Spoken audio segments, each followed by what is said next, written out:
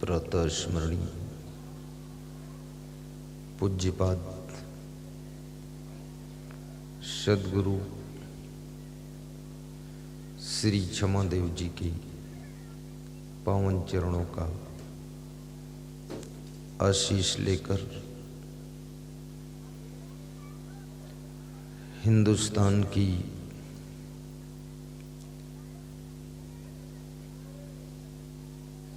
धर्मभूमि Madhya Pradesh district Ujjain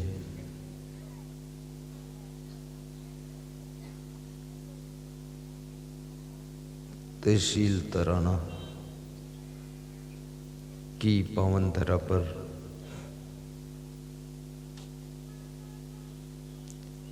सुखद सत्संग समागम में हम और आप निमज्जन करेंगे, जीवन को सार्थक बनाएंगे।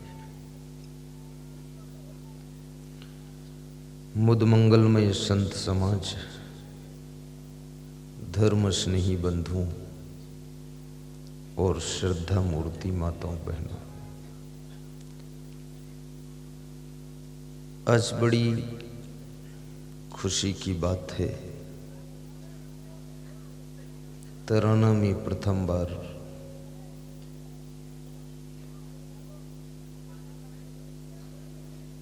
सुखद सत्संग करने का अवसर मुझे प्राप्त हुआ है।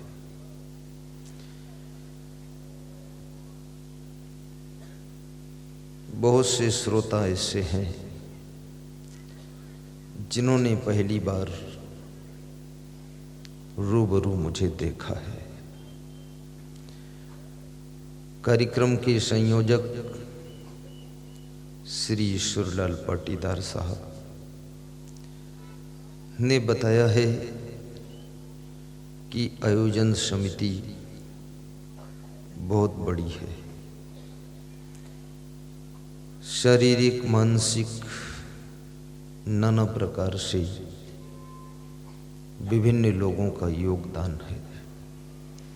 क्षेत्र के मान्यवर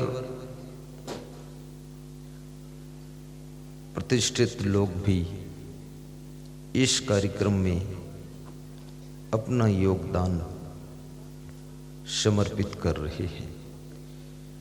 उन सबको व्यास गादी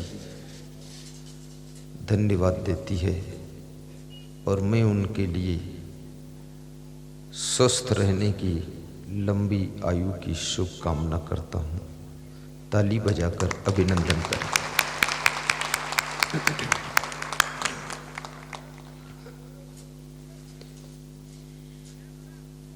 क्योंकि सत्संग समागम कराना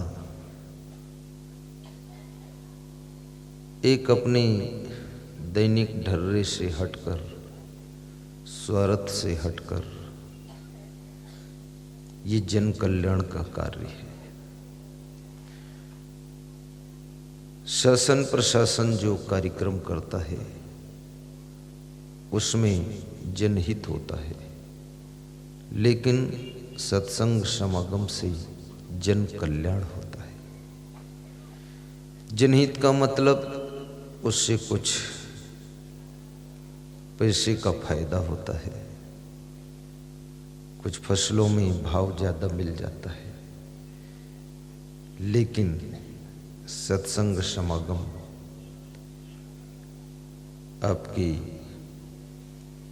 परमार्थ का समागम है, धर्मार्थ का समागम है, सेवार्थ का समागम है और जन कल्याण का समागम है। कल मैंने रात्रि में श्री ईश्वर पाटीदार साहब से पूछा कि आप मुझसे कैसे जुड़ गए, ये सवाल पूछा, क्योंकि इतना हस्ती वाला आदमी और इतना भक्ति कैसे प्राप्त कर लिया।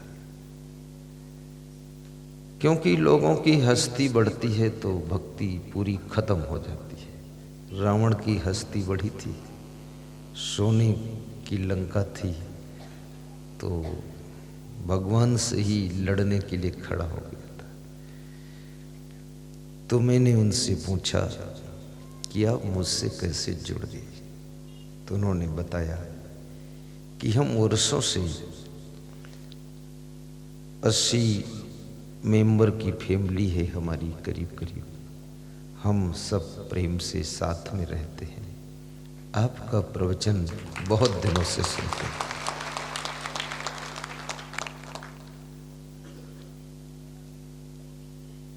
बुद्धिमान और विवेकवान प्रवचन से जरूर जुड़ता है, क्योंकि प्रवचन से जुड़ने से ऐसे ऐसे फार्मूले मिलते हैं जो फैमिली भी जुड़ी रहती है। फैमिली जोड़ने का फार्मूला प्रवचन से मिलता है। तो उन्होंने बताया कि टीवी में हम लोग प्रवचन सुनते थे और उसी से आनंद लेते रहते थे। धीरे धीरे आपके कहीं कहीं सत्संग में भी जाने लगे हम। फिर मैंने कहा गुरुदेव एक तराना में सत्संग कराऊं, तो आपके संत जी के द्वारा टाइम मिल गया और ये सत्संग की संरचना खड़ी हुई। आयोजक कमेटी गठित की गई, सैकड़ों लोगों का भरपूर इसमें योगदान मिला और ये प्रोग्राम केवल मैं नहीं करा रहा हूँ, इसको पूरा तराना करा रहा है। पूरा तराना ही तरेगा।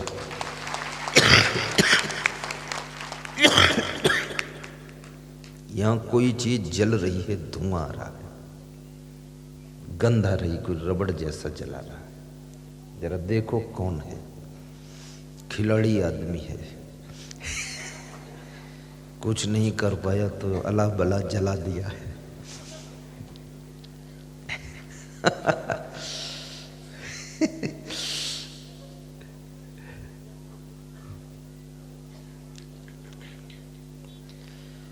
कार्यक्रम का मंडप बहुत ही भव्य है और इतना बड़ा मंडप है, इतना चौड़ा, इतना लंबा, और बीच में कोई नहीं खंभा।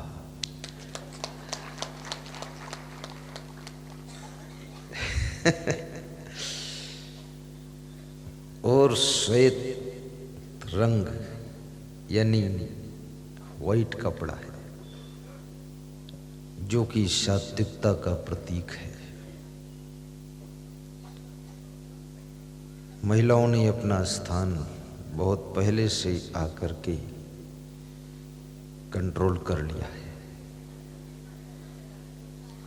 जो बात को महिलाएं आई हैं, दूर बैठना पड़ा है, तो उनके मन में थोड़ा दुख है और सोच है कल पहले आऊंगी, मैं आगे बैठूंगी। पुरुष बंधु जिनको कुर्सी मिल गई वो उठने वाले नहीं है, समझते हैं उठोगे कोई दूसरा बैठ जाएगा। पर कुछ बिठाए गए हैं तो बैठे हैं और कुछ अपने मन से बैठे हैं और कुछ सोचते थे खाली है कुर्सियां, इन पर भी कब्जा करो। लेकिन ये विशेष अतिथियों के लिए सोफा आदि का प्रबंध है। जो कोई हमारे तराना क्षेत्र में सम्माननीय लोग आएंगे तो हम सब तरानावासी उनका आदर करें, सम्मान करें, अच्छी जगह बिठाएं। तो इसलिए कोई ऐसे लोग नहीं बैठेंगे जो जगह न बचे और सम्माननीय आकर के न जाने कहाँ बैठे और पहले से दूसरे लोग सीट कवर कर लेंगे, तो उससे आदरणीय लोगों को थोड़ा लगेगा कि इन लोगों ने मेरा सही ढंग से प्रेम सम्मान नहीं किया। तो चलो अब सोच विचार कर लेना और धीरे धीरे खिसक भी जाना, फालतू बैठ रहे। कल तो सावधान ज्यादा रहना, साहिब बंदगी बोलना।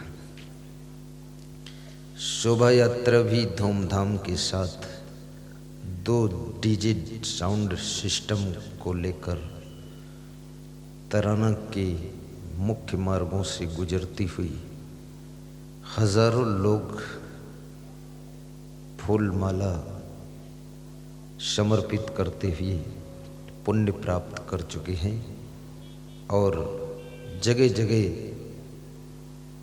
स्वागत पुष्प वर्षा करके माला पहनाकर श्रीफल, कुछ लोगों ने श्रीफल भी दिया, कुछ लोगों ने गुरु चरणों में दक्षिणा भी अर्पित की और कुछ प्रेमियों ने गरम शाल भी ओढ़ाई कि मौसम के अनुसार आपका सम्मान करता हूँ, गरम शाल दिया।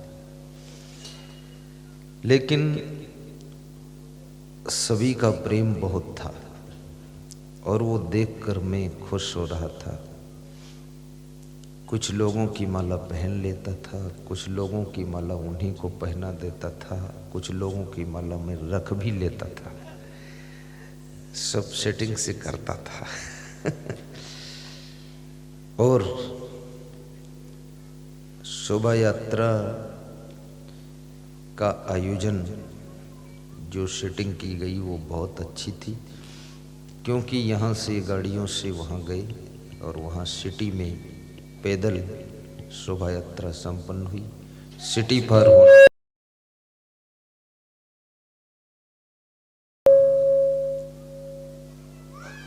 पार होने के बाद पुनः गाड़ियों पर बैठकर जल्दी से आ गए। जिंदगी में सारा खेल मैनेजमेंट का ही होता है। जिसका प्रबंधन प्लानिंग सही है वो व्यक्ति हंसते हंसते अपने कार्यों को पूर्ण करता है और मंजिल पर पहुंचता है। मेरा निवास भी बहुत अच्छी जगह है, बड़े बड़े कमरा हैं, एक एक कमरे में 20-20 साधु समा जाते हैं और साधु 25 ही है। नया साधु बनाना पड़ेगा क्योंकि कमरा ज़्यादा है। अब इसी में से हम चुन लेंगे, लंगोटी पहना देंगे आपको। ये साधु बनने के डर से कल लोग आएंगे भी नहीं। आपको किसी को साधु नहीं बनाऊंगा, तुम्हारी इच्छा हो बनो, पर इतना जरूर है जिनकी पत्नी मर गई हो वो साधु बन सकते हैं और जिन्होंने शादी नहीं की है वो भी साधु बन सकते हैं, या जिनकी पत्नी दूसरे के साथ चली गई है वो भी बन सकते हैं।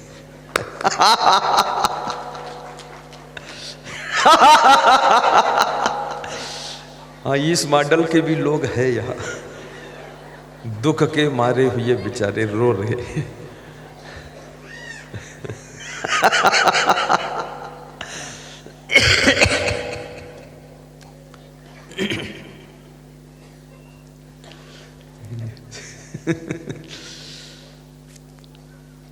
सत्संग में जहां हंसी आए खुले मन से हंस लेना और जहां हंसी ना आए तो हल्का मुस्कुरा देना, और जहां रोने का मन हो तो आंसू पोंछ लेना, लेकिन भौं भौं करके मत रोना।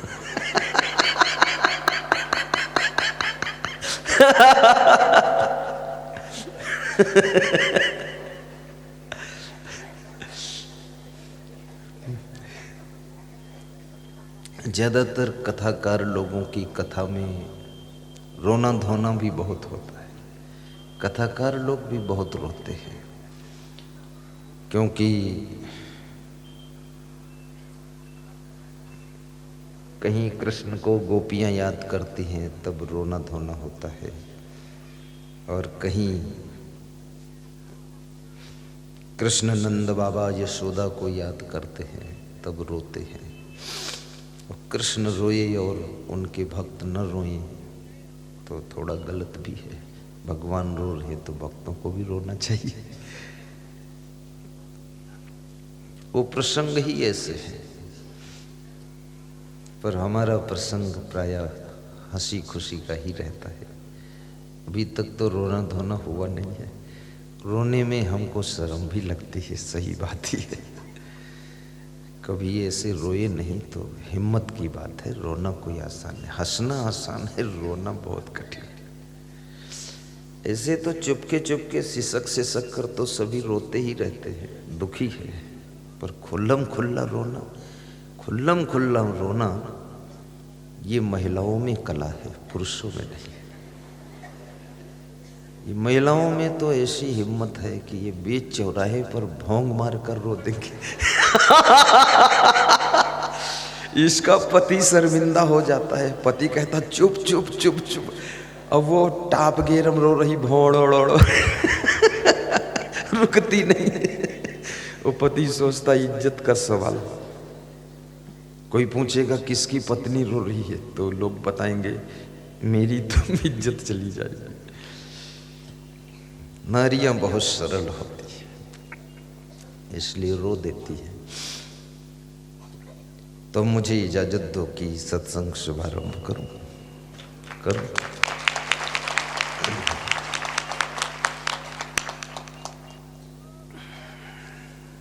सीधे बैठ जाओ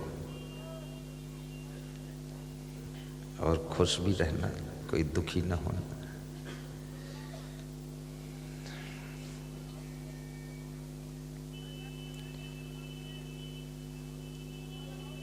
आज मैं आपके बीच में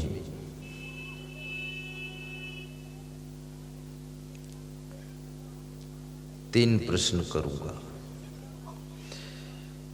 पहला प्रश्न रामायण से है,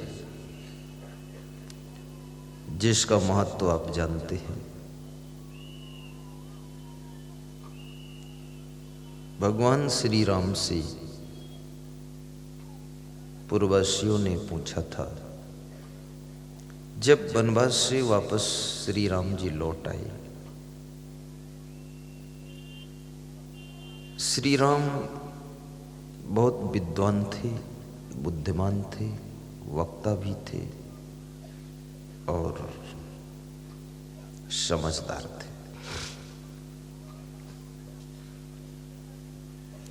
तो उनसे पूछा कि हम गृहस्थ आश्रम में हैं और गृह कारज नाना जंजाला। तो भगवान राम मुस्कुराने लगे कि तुम गृहस्थ आश्रम में हो, हम भी तो गृहस्थ आश्रम में ही है। श्री राम जी ने गृहस्थ आश्रम में भगवान बनकर के संसार को दिखा दिया कि गृहस्थी कोई गिरी हुई हस्ती नहीं है। गृहस्थ व्यक्ति यदि अपने आप को संभाल ले और भक्ति में डूब जाए तो गृहस्थ भी महान बन सकता है।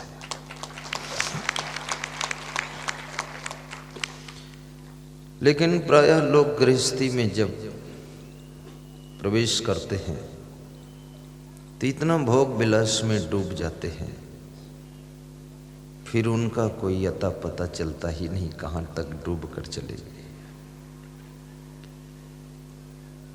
गंगा में डुबकी लगाते हो, छिपरा में डुबकी लगाते हो, लेकिन आधा मिनट अंदर रहते हो फिर बाहर आ जाते हो। पर ये भोगों की नदी में डुबकी लगाते हो, पूरा अंदर ही डूब जाते हो, बाहर आते ही नहीं। बाहर आ जाइए, इससे अपने को बाहर निकालना भी सीखो। इस संसार में एंट्री होना आसान है, लेकिन एग्जिट होना कठिन है। प्रवेश तो आसानी से हो जाएगा, पर वहां से वापस रिटर्न होना, निकलना बहुत कठिन है। फंस जाते हैं लोग।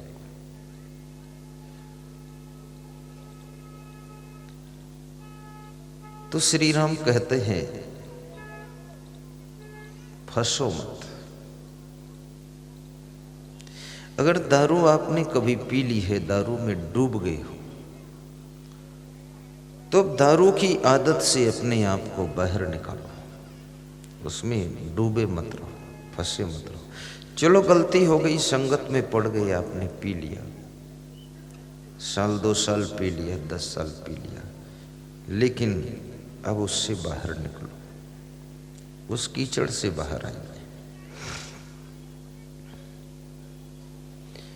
और वह व्यक्ति महान है जो अपनी आदतों को जीत लेता है, और जो जिंदगी भर आदतों को दोहराता रहे वो आदमी आदमी भी नहीं रह जाता है। वो आदमी आदमी के रूप में तो रहता है, लेकिन वो आदमी जानवर से भी ज्यादा नीचे गिर जाता है। इसलिए आदतों की कीचड़ से अपने आप को ऊपर उठाइए।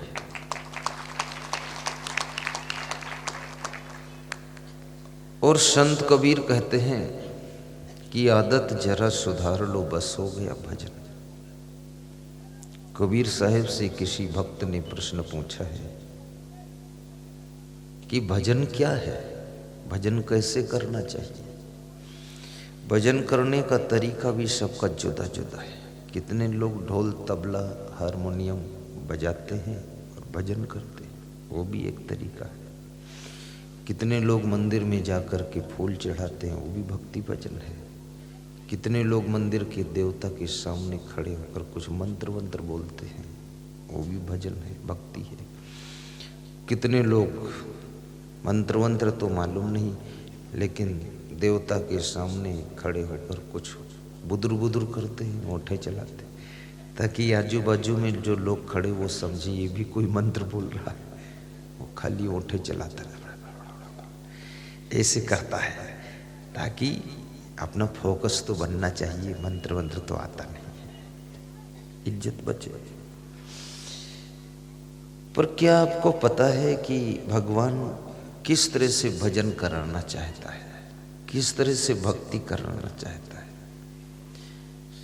तुम अपने अपने मन से नए नए तरीके ईजाद करते हो, खोज करते हो। भक्ति का रूप भी धीरे धीरे हर सदी में बदलता रहता है। गुजरात में गरबा गीत होते हैं, और गरबा गीत के समय बहुत से कुसंगत में पड़ करके लड़के लड़कियां भी बिगड़ जाते हैं, क्योंकि जब साथ में नाचते हैं गड़बड़ होता है। लेकिन उसको भी उन्होंने भक्ति भजन मान लिया है। पर भगवान श्री राम से पूछा गया भक्ति क्या है, भक्ति कैसे करें गृहस्थ आश्रम में। देखिए बड़ा मार्मिक क्वेश्चन है। आप गृहस्थ हो, यह आपके लिए ही है। मैं तो गृहस्थ हूं नहीं, मैं तो विरक्त हूं, मैं पत्नी पतना वाला हूं ही नहीं, कुछ लफड़ा नहीं, सब छुट्टी काम खत्म।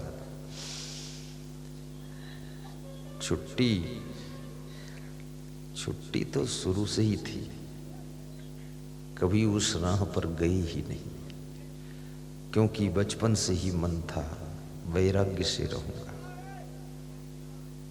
विषयों के भोग में नहीं जाऊंगा। तो आदत जरा सुधार लो बस हो गया भजन। ये कोई साधारण बात नहीं, आदत को सुधारना। घर बिगड़ गया है तो सुधार लोगे, वो सरल है। गाड़ी बिगड़ी है, उसको सुधारना सरल है। आपके घर का सामान बिगड़ गया, वो भी सुधार सकते हो। भोजन बिगड़ गया, दूसरा बना लोगे, सुधर जाएगा। लेकिन जो आदत बिगड़ी है वो कैसे सुधरेगी। और अगर परिवार में एक व्यक्ति की आदत बिगड़ जाए, सिर्फ एक व्यक्ति की, पूरा परिवार तबाह हो जाता है। ये बड़ी मजे की बात है। आदत तो केवल एक व्यक्ति की बिगड़ी है, लेकिन पूरे परिवार के लोग उसी उलझन में पड़े रहते हैं। कई घरों में मैंने देखा, लोग कहते रहते हैं कि सब ठीक है, सब स्वर्ग है, धन भी है, सब है, लेकिन एक दुष्ट है घर में, सुनता ही नहीं, मानता ही नहीं, उल्टा पुल्टा काम करता है। और करीब करीब सभी के घरों में या सभी के जीवन के चैनल में एक दुष्ट रहता है। अगर आपकी फैमिली में नहीं है तो आपका दामाद दुष्ट होगा, थोड़ा दूर होगा, लेकिन है, वो आपको दुख के इंजेक्शन देता रहेगा, पीड़ा पहुंचाता रहेगा। और एक दुष्ट आपको संसार की सत्यता का बोध कराता रहता है कि संसार में तुम जो सोचते हो पूरा पूरा सुख है, पूरा सुख नहीं है। हम जैसे दुष्ट थोड़ा दुख भी देते रहते हैं, तभी संसार से वैराग्य होता है। दुख आपको वैराग्य करा देता है। ये राजा भर्तृहरि उज्जैन के ही थे जहाँ सत्संग हो रहा। उनको जब दुख और धोखा मिला तब उनके अंदर वैराग्य हुआ। फिर उनका भांजा गोपीनाथ वो भी साधु हुआ, संत बन गए। ये गंध काहे की आती है? इसको कोई बुद्धिमान व्यक्ति ढूंढो जाकर, एक आदमी जाकर। ये सब है क्या? ईंट का भट्ठा है?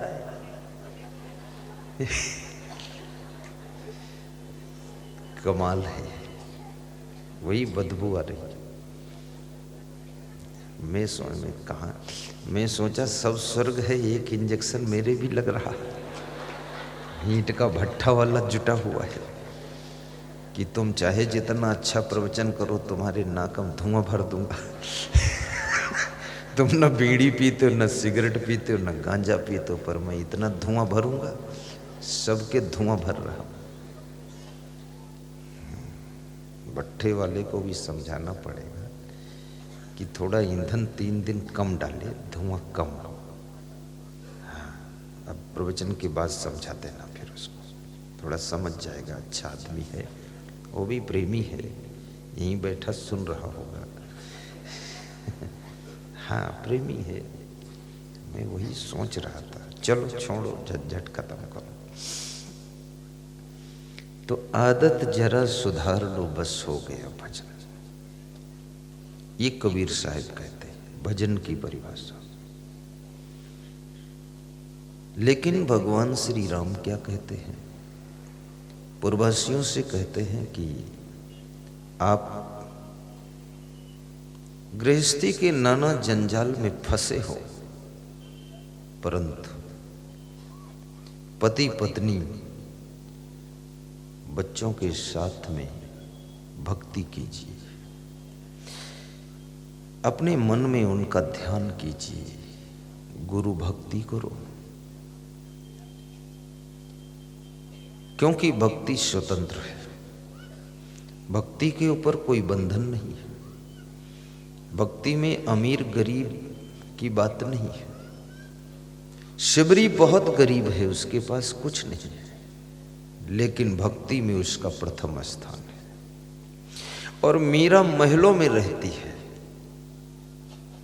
बहुत अमीर है मीरा, छत्राणी है, रानी है, लेकिन मीरा का भी भक्ति में प्रथम स्थान है। मीरा ने ये दिखा दिया कि महलों में भी भक्ति किया जा सकता है, और शिवरी ने दिखा दिया कंगाल होकर भी भक्ति किया जा सकता है।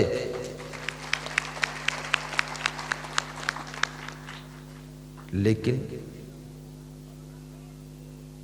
आप यदि मीरा बन सको तो मीरा जैसे महल बनाकर उसमें रहकर भक्ति करो, कोई बुरा नहीं। और यदि आपके पास महल नहीं बन पा रहा है तो आप शिवरी जैसे फिर भक्ति करो। अब क्या करोगे जब भाग्य साथ नहीं देता है, धन नहीं बढ़ रहा है? क्योंकि धन भी सबके साथ नहीं आता है। धनवान होना और धन्य होना ये दोनों कठिन है। कितने लोग धनवान हो गए लेकिन धन्य नहीं हो पाए। और जो धनवान भी है और धन्य भी है, तो ये कैसे होता है? जो बहुत पुण्य करता है। ये जो भी मिल रहा है, मिला है, मिट्टी छू लो सोना बन जाता है, ये पूर्व जन्म में आपने बहुत दान किया है, पुण्य किया है, उसी के कारण मिला है। जिस समय ध्रुव ने अपनी माँ से पूछा कि माँ तुम गरीब क्यों हो, दुखी क्यों हो, और ये छोटी रानी, ये मेरी छोटी माँ, ये सुखी क्यों है, ये अमीर क्यों है? क्योंकि दोनों रानियों के पति तो एक ही हैं,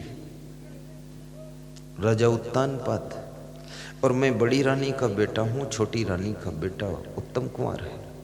तो छोटी रानी महलों में रहती है और बड़ी रानी तुम जो मेरी माँ हो ये झोपड़ी में रहती हो। शेर सवा शेर अन्न मिलता है, तुम गरीब क्यों है? तो ध्रुव की माँ, ध्रुव प्रहलाद का नाम सुना होगा ना, उनकी कहानी का छेपक है थोड़ा सा। ध्रुव की माँ ने बहुत बड़ी बात कही। ध्रुव की माँ ने कहा, बेटा मैंने पूर्व जन्म में सपन्यों दान दीन कछु नहीं, मैंने स्वप्न में भी दान कुछ दिया ही नहीं किसी। जागृत में तो बात ही खत्म, स्वप्न में भी नहीं दिया। अब सवाल ये है कि क्या स्वप्न में भी दान दिया जाता है? अरे स्वप्न में सब काम किया जाता है, दान ही नहीं सब काम। कितने लोग स्वप्न में शादी भी करते हैं, स्वप्न में बच्चे होते हैं। कितने लोग स्वप्न में लड्डू खाते हैं, कितने लोग स्वप्न में हाथी से भी मारपीट करते हैं, कितने लोग सपने में पूरा लुट जाते हैं और रोते भी हैं। ये सपने भी बड़े विचित्र हैं। स्वप्न में भी आपकी भावनाओं का प्रभाव दिखाई देता है। ये सपने व्यर्थ नहीं होते, ये सपने तुम्हारे जागृत अवस्था की सूचनाएं देते हैं कि जागृत अवस्था में तुम्हारा मन कहाँ कहाँ अटकता है, भटकता है, सोचता है। वो यादें स्वप्न में एक फिल्म बनकर तुम्हारे सामने आती। तुम जो जागृत स्थिति में नहीं प्राप्त कर पाते हो उसे स्वप्न में प्राप्त करते हो। इस बात पर विचार करना। कितने लोग स्वप्न में मुख्यमंत्री भी बनते हैं। उनको ऐसा सपना आता है कि शिवराज को भी साइड कर चुका हूं, मैं मुख्यमंत्री बन रहा हूं, शपथ ग्रहण कर रहा हूं, और सवेरे जागते हैं तो देखते हैं कि अभी तो मूर्ख मंत्री ही हूं, मुख्यमंत्री तो बना ही नहीं। स्वप्न में कितने लोग चुनाव लड़ जाते हैं। अभी एक महिला का मेरे पास लखनऊ से फोन आया। 2 दिन प्रयास किया तब बात हुई, संत जी ने बात कराया। तो उसने कहा सपना मैंने देखा है इसलिए डर लग रहा था तो आपसे बात करना था। मैंने कहा क्या सपना? बोले एक कौवा है, वो कौवा एक हाथी को और एक भैंस को रस्सी में बांधकर ऊपर टांग कर आकाश में उड़ा जा रहा है। तो मुझे लगा ये भयानक सपना कुछ होने वाला है क्या। हमने कहा भैंस को और हाथी को टांग कर कौवा उड़ा जा रहा है तो इसमें कोई चिंता की बात नहीं, क्योंकि तुमको तो टांग कर उड़ा ही नहीं, तुम तो बच गई। बड़े ऐसा खतरनाक सपना आया तो मुझे लगता है कुछ दुर्घटना कुछ हमारे घर में घटित होने वाला है क्या। हमने कहा अब हमसे बात हो गई, अब कुछ नहीं घटित होगा। मन की कल्पना भी सपना में आकर के तुमको पूरा दृश्य दिखा जाती है। एक साधु जा रहा था किसी गांव में, उसके साथ एक छोटा चेला था। तो छोटा चेला था तो बहुत बाजा बज रहा था, बारात जा रही थी, उसमें दूल्हा जा रहा था घोड़े पर बैठा हुआ। तो उस चेला ने पूछा ये गुरुजी क्या है कार्यक्रम? तो उन्होंने कहा ये विवाह हो रहा है और घोड़े पर दूल्हा बैठा है। तो उसने पूछा विवाह क्या होता है, क्योंकि वो बचपन से उसमें चला गया था साधु लोगों में। बोले विवाह लड़के लड़की की शादी होती है। बोले उससे क्या होता है? बोले दोनों से बच्चे होते हैं, गृहस्थी बस जाती है। अच्छा बच्चे होते हैं, कितने बच्चे होते हैं? बोले जितने चाहो उतने हो जाते हैं, 10 20 50 भी हो सकते हैं। ये तो लोग ब्रेक लगाते हैं, नहीं तो 100 तक तो हो ही जाएंगे। धृतराष्ट्र के 100 बच्चे थे, राजा सगर के 60,000 पुत्र थे। अब 60,000 में थोड़ा लोगों को संदेह भी होता है, पर वो राजा सगर के थे तो हम क्यों उसमें डिस्कस करें, वो जाने उसका काम है। पर इतना जरूर है हमारे देश में जनसंख्या नियंत्रण बिल की आवश्यकता है, कानून होना चाहिए, क्योंकि आबादी बहुत बढ़ चुकी है। अगर ये संदेश नरेंद्र मोदी, अमित शाह सुने तो इस कार्य को भी जल्दी करें, और इस कार्य को होने के बाद सभी लोग उनका सहयोग करें, और जो विरोध करे उसको पकड़ पकड़ के लंगोटा पहने,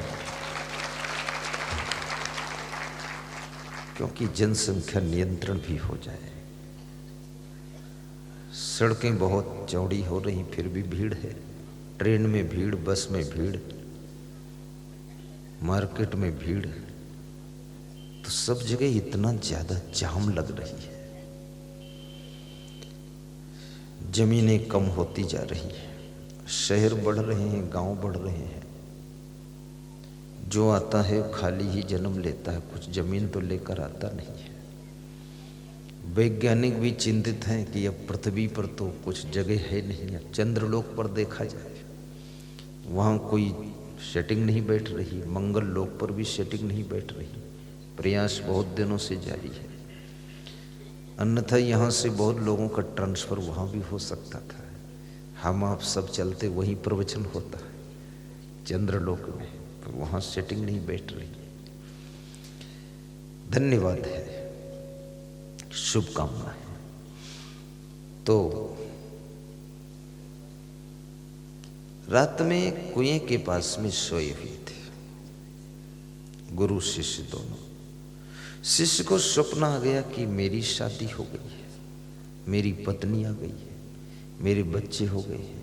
और पत्नी कह रही उधर बढ़ो, आप जगह कम है, बढ़िए उधर। तो वो चेला जब बढ़ा तो कुआं में गिर गया। कुआं के पास सोया था, कुआं में गिर गया। कुआं में गिरा तो बड़े जोर से चिल्लाया, गुरुजी हम तो डूब गए, कुआं में गिर गए, निकालो निकालो। तो गांव के लोग भी इकट्ठे हुए, उसको रस्सी डाल के निकाला, बच गया। तो गुरु ने पूछा तो कैसे कुआं में गिर गया? बोले गुरुदेव रात में वो जो शादी दिन में देखा था ना, आपने बताया पत्नी आती बच्चे होते, तो मुझे ऐसा रात में सपना आ गया कि मैं शादी हुई है, पत्नी आई है, बच्चे हुए हैं। वो पत्नी कहती उधर बढ़ो, तो हम सचमुच बढ़ गए, कुआं में गिर गए। तो गुरु ने कहा अभी तो साधु तो बना नहीं है, अभी ट्रेनिंग में है, तेरी इच्छा हो तो शादी कर। क्योंकि किसी की इच्छा हो शादी करने की तो उसको कर लेना चाहिए, फिर जबरदस्ती ये साधु वाधु में भी नहीं रहना चाहिए। तो कर ले। तो उसने कहा गुरुदेव क्षमा करना, मेरी करने की इच्छा नहीं है, लेकिन स्वप्न में जो शादी मैंने किया है तब तो मैं कुआं में गिर गया, और जागृत में करूंगा तो न जाने कहाँ गिरूंगा। इसलिए मैं नहीं करूंगा। उसी से तो स्वप्न में बहुत कुछ होता है, स्वप्न में दान पुण्य भी होता है, स्वप्न में प्रोग्राम भी होता है। कितने लोग ऐसे सपने देखते, स्वप्न में गुरु का दर्शन भी होता है, स्वप्न में गुरु को माला भी पहनाया जाता है, और स्वप्न में गुरुदेव के चरण भी छुए जाते हैं। जहां जहां तुम्हारा मन अधिक लगा रहता है वहां वहां के सपने आते रहते हैं, और जब आपका मन बिल्कुल निर्मल हो जाता है तो पवित्र ही सपने आएंगे। कई लोग मुझसे कहते हैं मुझे सपना आया कि मेरे यहाँ पंडाल लगा है, तारीख मिल गई है, तैयारी चल रही है, आप व्यास गादी पर पहुँचने वाले हैं, और सब पटाखे फूट रहे हैं और साथ में ढोल बज रही है। बोले जब सुबह जागता हूँ तो कुछ नहीं, वहाँ सब खाली काम है। इस स्वप्न की बात है। पर बहुत से लोग ये भी कहते हैं कि स्वप्न झूठे होते हैं, ये भी बात बड़ी विचित्र है। पर स्वप्नों का प्रभाव तो बड़ा सच्चा होता है। जैसे सपने में अगर आपने शेर देखा है तो सपने में शेर तो झूठा है, सच में झूठा है, लेकिन शेर का जो भय है, डर है, जो तुम्हारा दिल कांप गया शेर देखकर, जो घबराहट पैदा हुई वो सच्ची है, पसीना निकल आया डर के मारे वो सच्चा है। सपने का शेर झूठा है, लेकिन डर तो सच्चा लग गया है, घबराहट सच्ची हो गई। तो झूठे सपने भी सच्चे रूप से प्रभावित कर देते हैं, इसलिए सपने भी अच्छे ही देखिए, गलत सपने मत देखिए। मारू भैंसा का सपना मत देखिए। ज्यादातर सपना तो अपने इष्ट देव का दर्शन कीजिए स्वप्न में, और गहरी नींद में कोई स्वप्न नहीं आता है। मुख्य 3 अवस्थाएं होती हैं शरीर में, जागृत अवस्था, स्वप्न अवस्था और सुषुप्ति अवस्था। फिर इसके ऊपर तुरी महातुरी अवस्था है, पर मुख्य 3 है। जागृत जिस अवस्था में अभी तुम बैठे हो, सुषुप्ति अवस्था जिस अवस्था में तुम गहरी नींद सोते हो, स्वप्न अवस्था जिस अवस्था में तुम थोड़ा थोड़ा जागते हो, थोड़ा थोड़ा सोते हो और आपका मन स्वप्न देखता रहता है, वो स्वप्न अवस्था है। पूरा गहरी नींद भी नहीं है और पूरा जागरण भी नहीं है, बीच की स्थिति वो स्वप्न अवस्था बन जाती है। तो भगवान श्री राम, ये ध्रुव की मां कह रही, मैंने स्वप्न में भी दान नहीं दिया है, इसलिए मेरी ये दशा हुई। दान का बड़ा महत्व है। गौदान, गाय की सेवा के लिए कुछ दान करना, इसका पुण्य बहुत होता है। और चिड़ियों के लिए गर्मियों में जल की व्यवस्था कर देना। चिड़ियां क्या पानी पिएगी, थोड़ा अपने छत के ऊपर जल रख दीजिए, रोज ताजा पानी चिड़ियां पी ले। और पशु पक्षियों के लिए, उनकी सुरक्षा के लिए भी कुछ योगदान करना, क्योंकि पशु पक्षियों में भी आपकी आत्मा भी भ्रमण कर चुकी है। ये आत्मा मनुष्य नहीं है, आत्मा तो केवल ज्ञान स्वरूप आत्मा है। और ये आत्मा कभी कभी पशु का शरीर भी धारण करती है, कभी पंछी का शरीर धारण करती है, कभी ये कीड़ा मकोड़ा बनकर भी रेंगती है, और कभी कभी ये मनुष्य का शरीर धारण करती है। ये मनुष्य का शरीर जब अधिक पुण्य इकट्ठे होते हैं तब ये प्राप्त होता है, और पुण्य कम है तो फिर पशु पक्षी में चला जाता है जीव। ज्यादा पाप है तो कीड़ा मकोड़ा बन के रेंगता रहता है। इसलिए पुण्य भी कीजिए और साथ में भक्ति भी कीजिए, क्योंकि जो ये भक्ति है ये मनुष्य जीवन में ही संभव है। और यदि भक्ति में आपका मन लगा हुआ है, ज्यादा मन लगा है, तो आप मरने के बाद पुनः मनुष्य बनोगे, ये 100% गारंटी की बात है, क्योंकि मनुष्य जीवन में ही ये भक्ति होगी। और जो लोग मनुष्य जीवन पाकर भी भक्ति नहीं करते हैं, केवल भोग ही भोग करते हैं, तो उनको मनुष्य जीवन नहीं मिलेगा, उनको फिर पशु खानी में जाना पड़ेगा, पंछी की खानी में जाना पड़ेगा। और मनुष्य जीवन को तो देवता भी इंतजार करते हैं कि मैं भी मनुष्य बनूं। जिन देवी देवताओं की तुम पूजा करते हो, जिनके मंदिरों में जा करके तुम हाथ जोड़कर कहते हो तुम्हें माता च पिता, तुम्हें बंधुश्च सखा, तुम्हें विद्या द्रविणम, तुम्हें सर्वम मम देव देव, वो देवता भी हंसते हैं तुम्हारा मंत्र सुन के। वे कहते हैं मूर्ख, तू मनुष्य बना है, आत्मज्ञान प्राप्त नहीं करता है, यहाँ तुम्हें करने चला है। अपने को समझ दो, तुम हो क्या। और मैं मनुष्य बनना चाहता हूं। देव दुर्लभ काया प्राप्त हुई है तुमको, उस देव दुर्लभ काया को पा करके दानों जैसी जिंदगी जी रहे हो, राक्षसों जैसी जिंदगी जी रहे हो, पशु पक्षियों कीड़े मकोड़ों जैसी जिंदगी जी रहे हो, मनुष्यता पूरी खो चुके हो और यहाँ तुम्हें करने आए हो। इससे बेहतर है अपनी खोई हुई मनुष्यता को सत्संग में जाकर लौटाइए और भक्ति कीजिए और सत्संग में डुबकी लगाइए, पुनः बारंबार मनुष्य का शरीर प्राप्त कीजिए।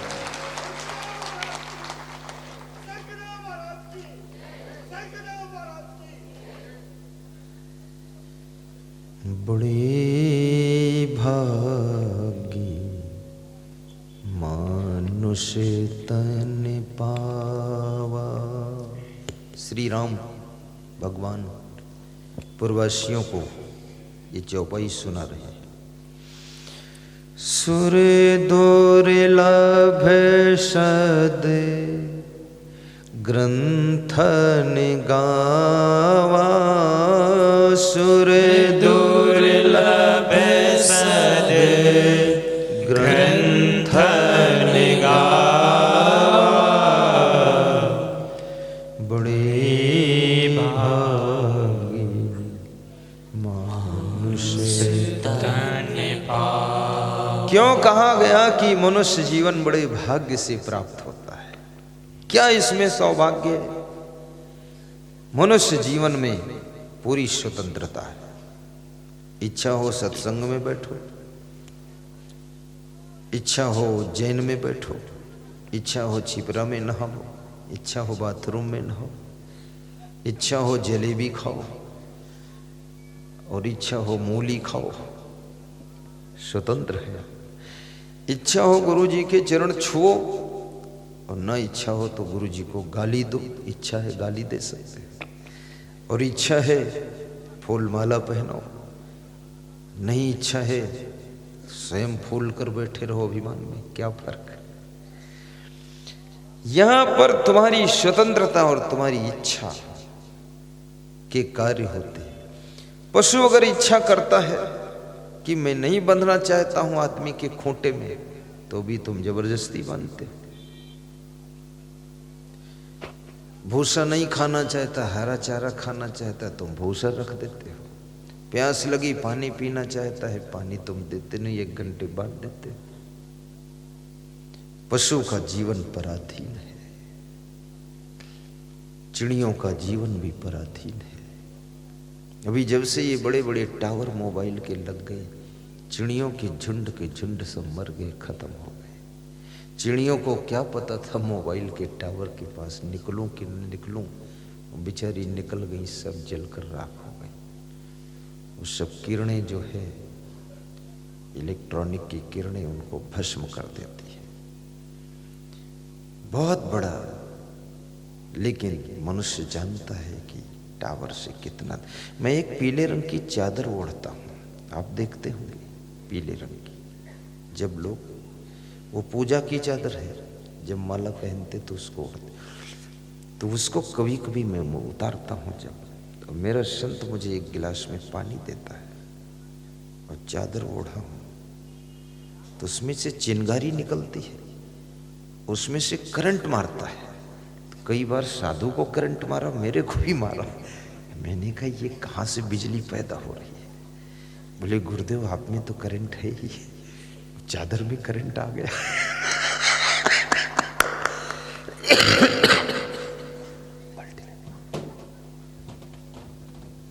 बहुत विचित्र बात है।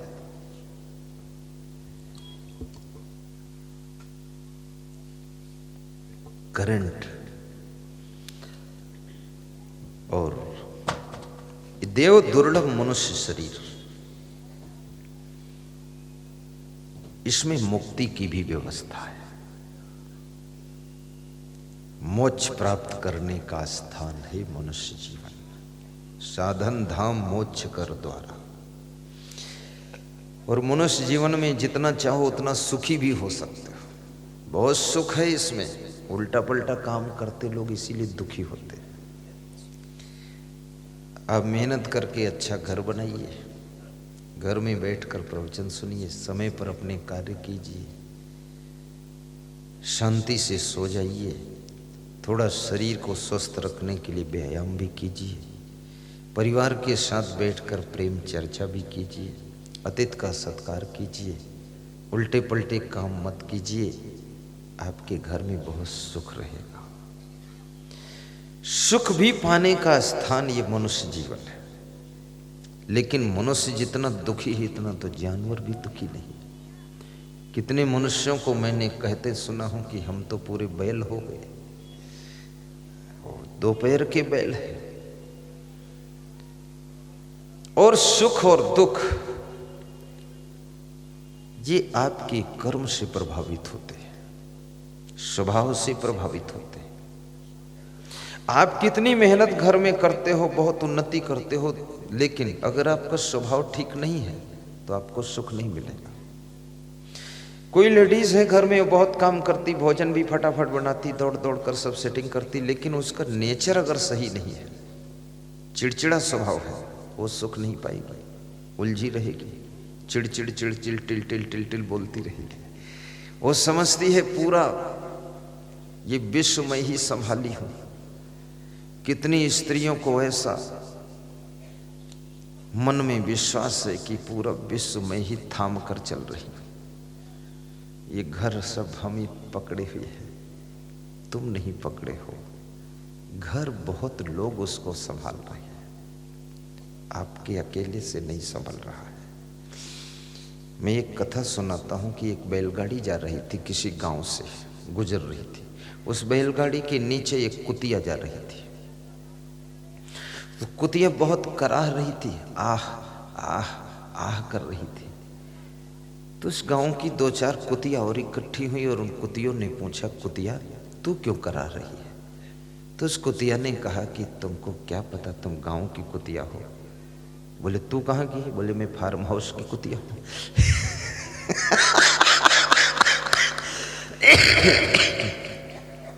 बोले तो कराती क्यों है? बोले ये बैलगाड़ी के नीचे जो मैं चल रही हूँ, बैलगाड़ी का लोड तो मैं ही खींच रही हूँ पूरा, इसलिए करा रही। थोड़ी दूर बैलगाड़ी आगे बढ़ी और बैलगाड़ी का धुरा टूट गया और उसका धुरा टूटकर उस कुतिया की पीठ पर गिरा तो कुतिया की पीठ टूट गई। तो गांव की कुतियों ने कहा कि तू जब बैलगाड़ी का लोड पूरा संभाल ली थी तो धुरा टूटकर तेरे ऊपर गिरा तो तेरी पीठ कैसे टूट गई? बोले धुरा टूटकर जब गिरा और पीठ टूट गई तब पता चला बैलगाड़ी मैं नहीं खींच रही थी, वो बैल खींच रहे थे। अभी तक मैं अपने को सोच रही थी। तो ऐसे तुम खाम खा ये टेंशन मत लो, अपना कर्म करो, अपनी जितनी शक्ति है लगाओ, लेकिन बहुत उलझन में मत रहो। कितने लोग ज्यादा टेंशन में रहते हैं तो सो भी नहीं पाते, नींद नहीं आती है। अब ये नींद नहीं आ रही, ये तो बहुत बड़ा भयंकर दुख की बात है। नींद ना आए और भूख न लगे तो इससे बड़ा और क्या दुख हो सकता है। जिसको भूख नहीं और नींद नहीं, नींद नहीं तो बिस्तर बेकार, घर बेकार हो गया, और भूख नहीं तो ये भोजन की सामग्री बेकार हो गई। भूख ऐसे लगनी चाहिए तुम्हारे पेट में भस्मासुर पैदा होना चाहिए। खूब खाइए और खूब हजम हो जाए, लेकिन खूब खाने का मतलब ये नहीं कि आप 1-1 किलो हलवा खा ले। सीमित खाइए, लेकिन सब चीज खा सको। और नींद ऐसी लगनी चाहिए, बिस्तर मिले तो सो जाइए, बिस्तर ना मिले तो भी सो जाइए। जिसको गहरी नींद आती है और कड़ी भूख लगती है, याद रखना वो व्यक्ति सुख को प्राप्त होता है। इसलिए दोनों की व्यवस्था की। कड़ी भूख और गहरी नींद ये संकेत कर रही है कि आपका शरीर स्वस्थ है, आपके शरीर में बीमारी नहीं। और जिसको भूख नहीं लग रही और नींद भी नहीं लग रही, तो आपका शरीर संकेत कर रहा है कि आपके शरीर में भयंकर बीमारियां पैदा होने की संभावना है। कृपया सावधान हो जाइए, इंडिकेटर जल चुका है, आपको संकेत अल्टीमेटम मिल चुका है, इसलिए कुछ उपाय कीजिए। अब क्या उपाय करोगे? भूख नहीं लगती, इसका उपाय क्या है? सरल उपाय है। कहो आज बताऊं, कहो तीसरे दिन बता दो, आज बताऊं। अरे जब इतने दिन झेल चुके हो, 2 दिन और झेलो। हाँ, जल्दी क्या है? अब आज ही बता दूंगा तो कल तुम क्यों आओगे? आज नहीं। और जिनको नींद नहीं लगती उनके लिए भी फार्मूला बता दूंगा, लेकिन लास्ट दिन बताऊंगा। और याद रहेगा तो बताऊंगा, नहीं याद रहेगा तो क्या बताऊंगा। लेकिन है फार्मूला इसका, बड़ा सस्ता फ्री फार्मूला है, कोई पैसे खर्च नहीं होते।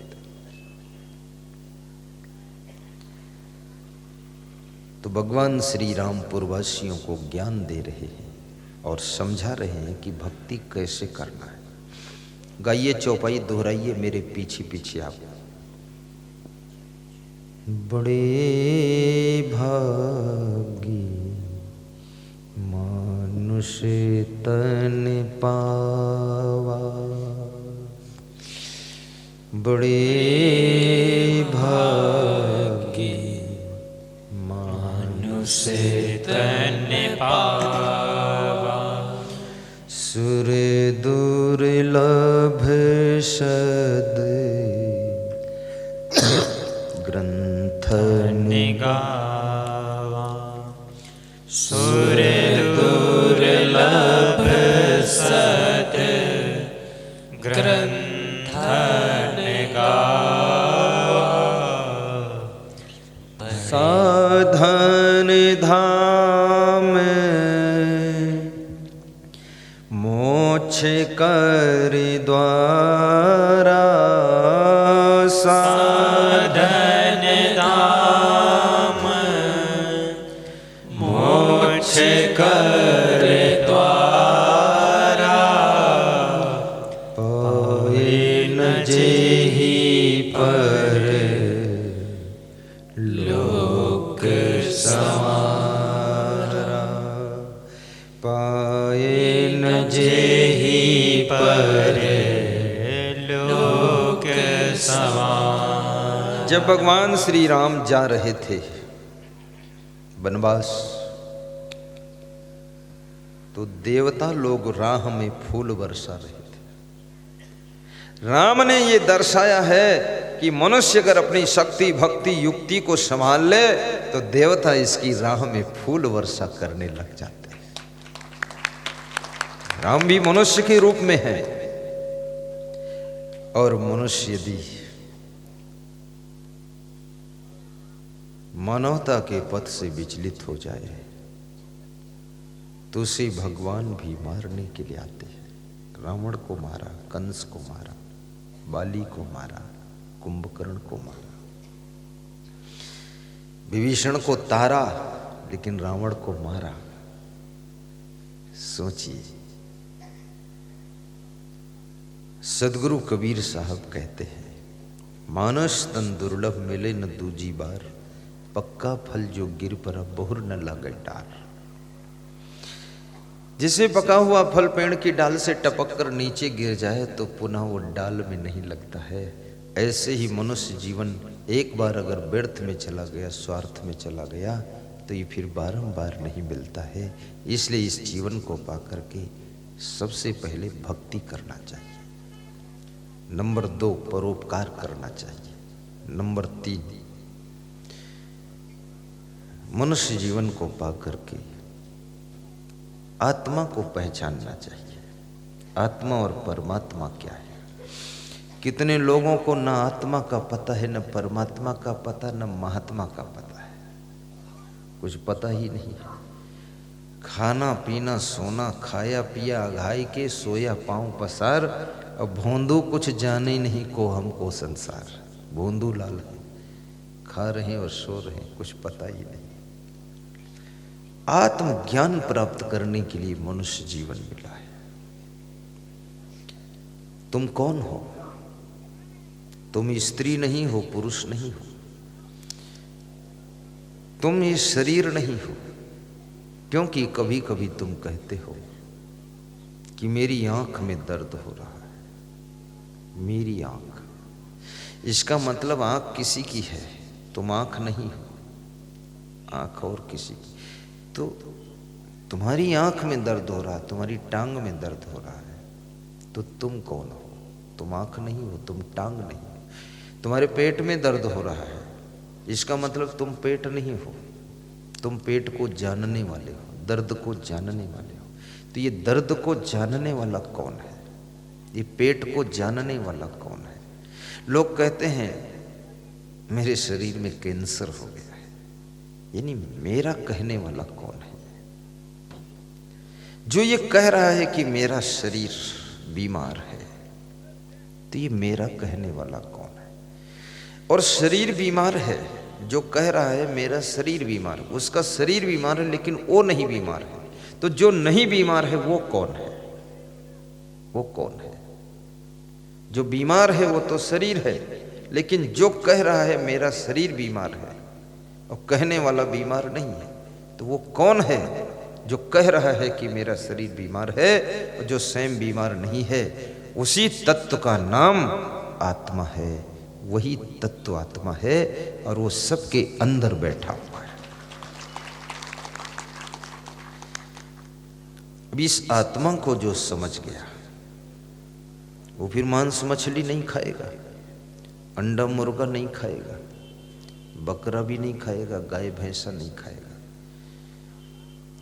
ये मुसलमान भाई जो भैंसा और गाय खाते हैं ना, इनको आत्मा का कुछ पता है नहीं। हालांकि ये बोलते हैं कि जर्रे जर्रे में खुदा है, तो मैं इनसे प्रश्न पूछता हूं, जब जर्रे जर्रे में खुदा है तो गाय तो बहुत बड़ा जर्रा है, इसमें तो बहुत बड़ा खुदा है, तो इसको तुम कैसे खाते हो? और गाय को काटोगे तो खुदा कट जाएगा, और गाय पकाओगे खुदा पक जाएगा, और गाय का मांस मुंह में धर के चबाओगे तो खुदा चबा जाएगा। तो फिर ये अल्लाह इल्लल्लाह उलिल्लाह करने से मतलब क्या निकला? कहे की इबादत, किस बात का भजन है? हिंदू लोग कहते कणकण में राम है। जब कणकण में राम है तो क्या मुर्गा बकरा में राम नहीं है? उसमें भी तो राम है, वो तो बहुत बड़ा कण है। अभी कहते रघुपति राघव राजा राम, लेकिन पता न पावे सीताराम, और शाम हुई तो 200 ग्राम ईश्वर अल्लाह तेरे नाम। ये सब क्या कर रहे हो? 200 ग्राम शाम को पी रहे हो, रघुपति राघव राजा राम बता रहे हो।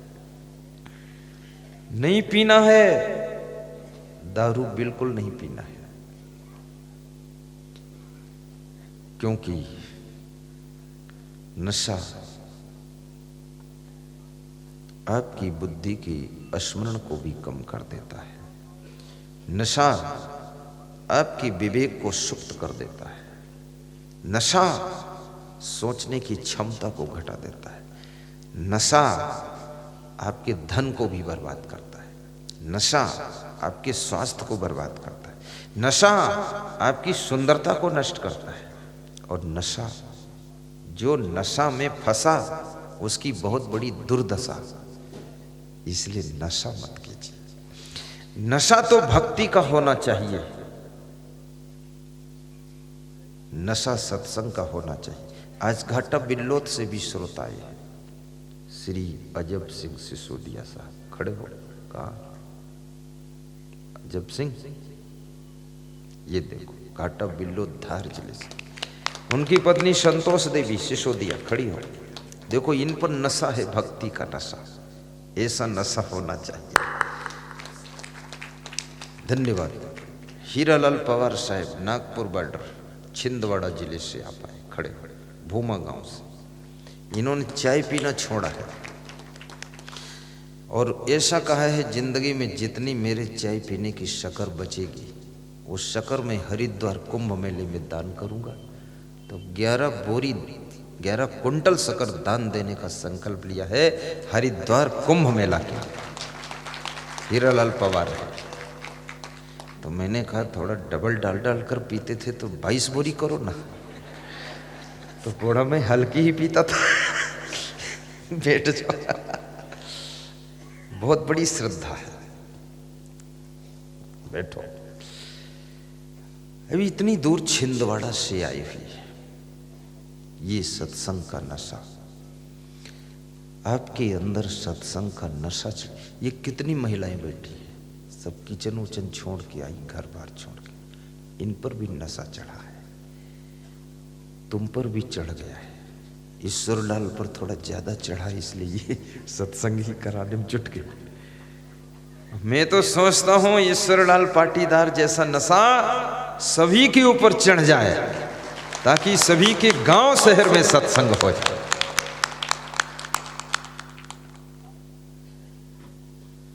सत्संग की गंगा बहती है, गुरुदेव तुम्हारे चरणों में सत्संग की गंगा बहती है, गुरुदेव तुम्हारे चरणों में। फल मिलता है सब तीर्थ का, कल्याण तुम्हारे चरणों में। फल मिलता है सब तीर्थ का, कल्याण तुम्हारे चरणों में। बस मत गाना ज्यादा, मुझे सत्संग सुनाने दो।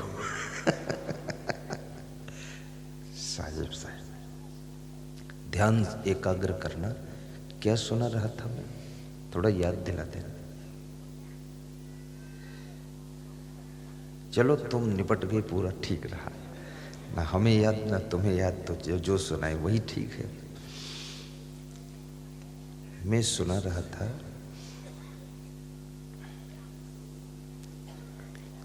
कि भगवान श्री राम पूर्ववासियों को संदेश दे रहे हैं और कहते हैं कि भक्ति करो। कबीर साहब से पूछा किसी ने कि भक्ति बड़ी है कि संपत्ति बड़ी है, तो कबीर साहब कहते हैं दुनिया की संपत्ति को तराजू के एक पलड़े पर रख दो, भक्ति को दूसरे पलड़े पर रख दो और डांडी पकड़ को उठाओ, तो भक्ति का पलड़ा भारी होगा और संपत्ति का पलड़ा हल्का हो जाएगा। राम के पास में जंगल में संपत्ति नहीं है, लेकिन गुरु की भक्ति है, संतों की भक्ति है, इसलिए राम की जीत हुई है। रावण के पास संपत्ति बहुत है पर गुरु की भक्ति नहीं है। शिव जी का ध्यान तो करता है रावण, याद रखना ये प्रसंग ऐसा है, राम भगवान भी शिव जी का ध्यान करते हैं, लेकिन संतों की भी भक्ति करते हैं, गुरु की भक्ति करते हैं। जिन्होंने गुरु की भक्ति किया, संतों की भक्ति किया, वे राम भगवान कहलाए, और जिसने संत गुरु की भक्ति नहीं किया, सत्संग से दूर रहा, और रावण राक्षस कहलाया। और याद रखना, जिसको गुरु की कृपा नहीं मिली, संतों का आशीर्वाद नहीं मिला, वो हार गया, और राम को गुरु की कृपा और संतों का आशीर्वाद मिला, इसलिए राम भगवान जीत गए। इसलिए गुरु की कृपा भी लेनी चाहिए। राम कृष्ण से को बड़ा उन्हों तो गुरु कीन, उन्हों तो गुरु कीन, तीन लोक के वे धनी, गुरु आगे आधीन, तीन लोक के वे धनी, गुरु आगे आधीन। ब्रह्मा विष्णु महेश से जो अधिकी होई जाए, गुरु बिन भवन निधि ना तरे, कहत निगम यश गाय, गुरु बिनु भवन निधि ना तरे, कहत निगम यश गाय। गुरु की बहुत बड़ी जरूरत है। गुरु हमें संस्कार देता है, गुरु ज्ञान देता है, लेकिन सवाल ये खड़ा है कि गुरु कैसा होना चाहिए, क्योंकि कई गुरु घंटाल गुरु है। गुरु घंटाल, ये मध्य प्रदेश में हमारे सत्संग में एक राम सिंह मंडलोई काका साहब आते हैं, क्यामपुर के मंदसौर जिले के, तो उनको 2 मिनट सुनाने को दिया, कुछ सुनाओ, तो बोले, उन्होंने ये बात में इस शब्द को जानता भी नहीं था, गुरु घंटाल, तो बोले बहुत से गुरु घंटाल घूम रहे हैं। तो गुरु घंटाल का मतलब क्या होता है? जिनमें वैराग्य नहीं, तपस्या नहीं, त्याग नहीं, ब्रह्मचर्य की साधना नहीं, और गुरु बन गए, वो घंटाल गुरु होते हैं। गुरु में ज्ञान भी हो, वैराग्य भी हो, तप भी हो, और गुरु के अंदर सद्गुण भी हो, सदाचार भी हो, और गुरु शाकाहारी भी हो, व्यसन मुक्त भी हो, और गुरु में वैराग्य भी हो, और गुरु तपस्वी भी हो, यशस्वी हो, तेजस्वी हो, ओजस्वी हो। गुरु यानी हमारी जिंदगी को बिल्कुल संवारने वाला होना चाहिए। गुरुओ निर्मला शांता साधवो मित भाषिण काम क्रोध विनिर्मुक्ता सदाचारा जितेंद्रिया। पार्वती जी ने स्कंद पुराण में शिव जी से प्रश्न पूछा है, गुरु कैसा होना चाहिए? तो शिव जी कहते हैं गुरु निर्मल होना चाहिए। क्या बात कहा, गुरु वो निर्मला, निर्मल हो, जिसका मन निर्मल, खान पान निर्मल, वाणी निर्मल, जिंदगी निर्मल, साधना निर्मल, वो गुरु बनने योग्य होता है। निर्मलता का महत्व। और मानस की चौपाई कहती है, निर्मल जन सो मोहि पावा। जो निर्मल है अंतःकरण से वही मुझे प्राप्त करते हैं।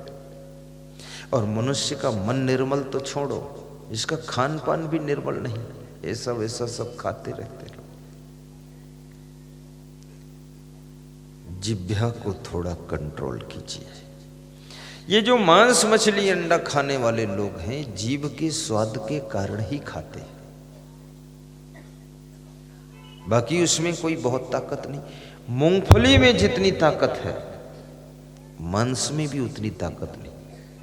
अगर 10 दाने मूंगफली के भिगोइए, 48 घंटे पहले अंकुरण आ जाए, उसके बाद थोड़ा नमक डालकर और थोड़ा सा हरी मिर्च उसी मिला करके खाइए, 10-20 दाने, ज़्यादा नहीं। 10 दाने मूंगफली, 10 दाने चना, 20-30 दाना मूंग के, 20 दाने गेहूं के, ये भिगाइए, अंकुरण कीजिए, और फिर उसमें एक करीब 100 ग्राम 150 ग्राम हो जाए, सब मिला के इतना बनाओ। उसी में थोड़ा मूली काटिए, उसी में गाजर काट दीजिए, उसी में हरी मिर्ची काट दीजिए छोटा छोटा टुकड़ा, और उसी में थोड़ा सा सेंधा नमक मिलाइए, और फिर बैठकर प्रेम से चबा चबा कर खाइए। देखिए शरीर लाल रंग हो जाएगा, टमाटर जैसा। लेकिन रोज नहीं खाना है, एक दिन छोड़ के, क्योंकि आते आदत पकड़ लेती है ना। अच्छा लगेगा तो आप तो ज्यादा खा सकते हैं, पर ज्यादा नहीं खाना है। बहुत प्रबल टॉनिक है ये, सारे टॉनिक फेल है।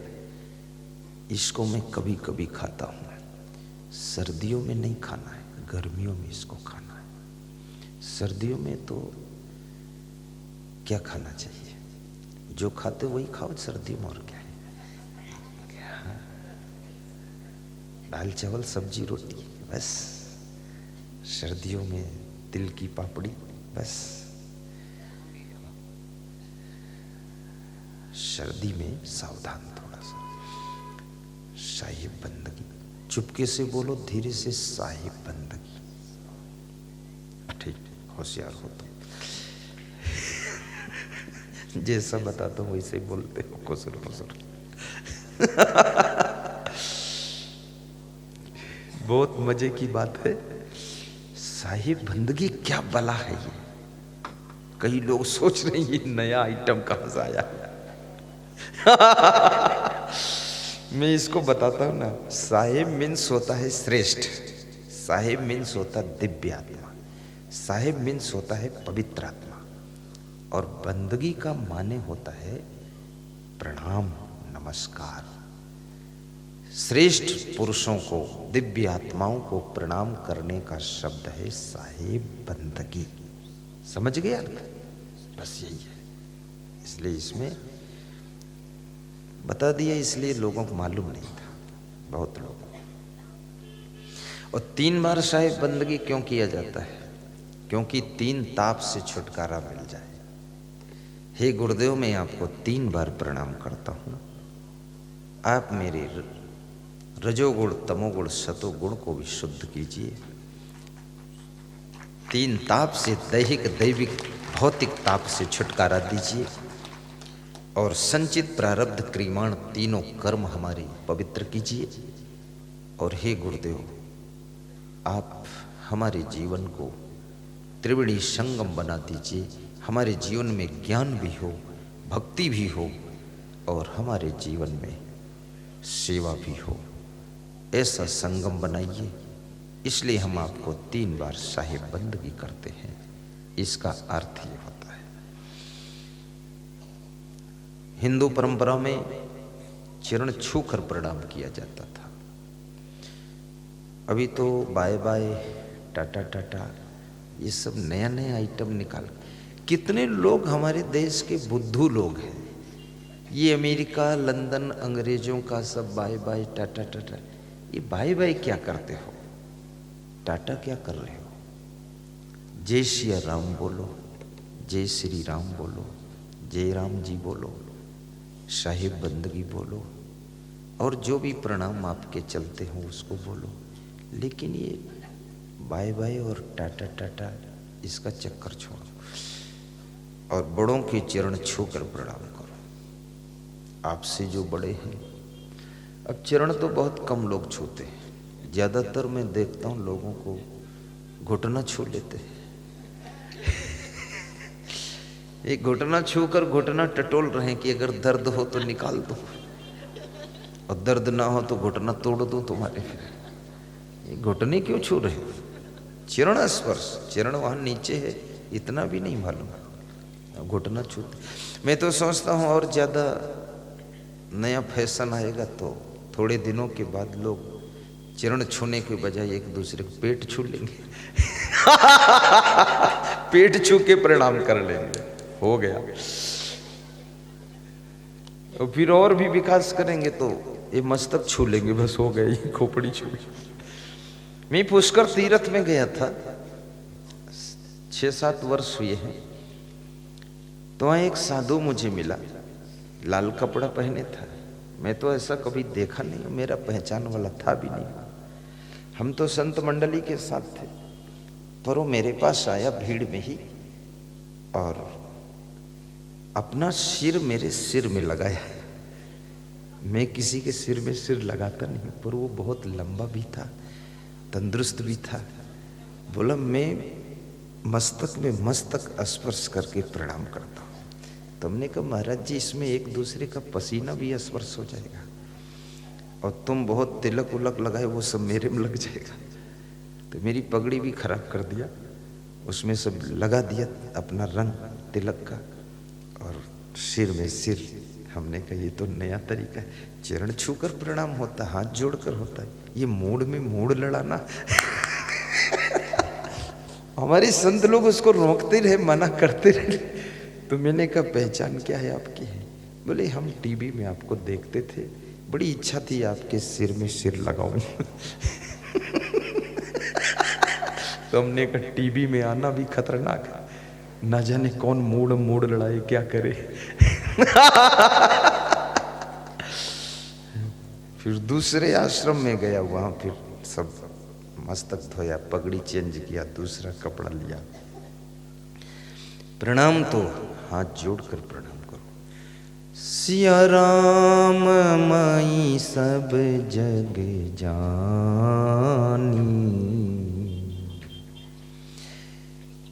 नारियों में सीता का दर्शन, पुरुषों में राम का दर्शन। राम का रूप देख करके इनको करो प्रणाम जोर जुग पाणी, हाथ जोड़कर प्रणाम करो। आइए अपने प्रसंग को फिर लेता हूं। कबीर साहब कहते हैं अरब खरब लो द्रव्य हो उदय अस्त लो राज, भक्ति महात्म ना तुलई सब कौने काज। मनुष्य के पास अरबों खरबों धन हो जाए, सूर्योदय से लेकर सूर्यास्त तक लंबा राज्य हो जाए, लेकिन यदि उसके पास में भक्ति नहीं है तो ये सब धन किसी काम का नहीं है। रावण के पास में धन तो बहुत था, लेकिन गुरु की भक्ति नहीं थी। भक्ति आपके धन की भी रक्षा करती है। हरियाणा का एक भक्त पान सिंह मुझसे कह रहा था अगर 20 साल पहले आप मिल जाते तो मैं अरबपति होता। भी पूरा धन बर्बाद किया हूं, जुआ भी खेला हूं, शराब भी पिया हूं, 10-5 करोड़ बर्बाद हो गया। बोले आपको मिले हुए केवल 1 साल हुआ, 1 साल में मकान का प्लाट भी खरीद लिया हूं, मकान भी बनाना शुरू कर दिया हूं, जो दुकान थी सब लेटेस्ट कर दिया हूं। मुझे लगता है कि 10 साल में फिर से मैं पिकअप ले लूंगा और माला माल हो जाऊंगा। भक्ति तुम्हें धनवान भी बनाती है, भक्ति महान भी बनाती है, और भक्ति तुम्हें विद्वान भी बनाती है। और याद रखना भक्ति तुमको सुख शांति भी प्रदान करती है।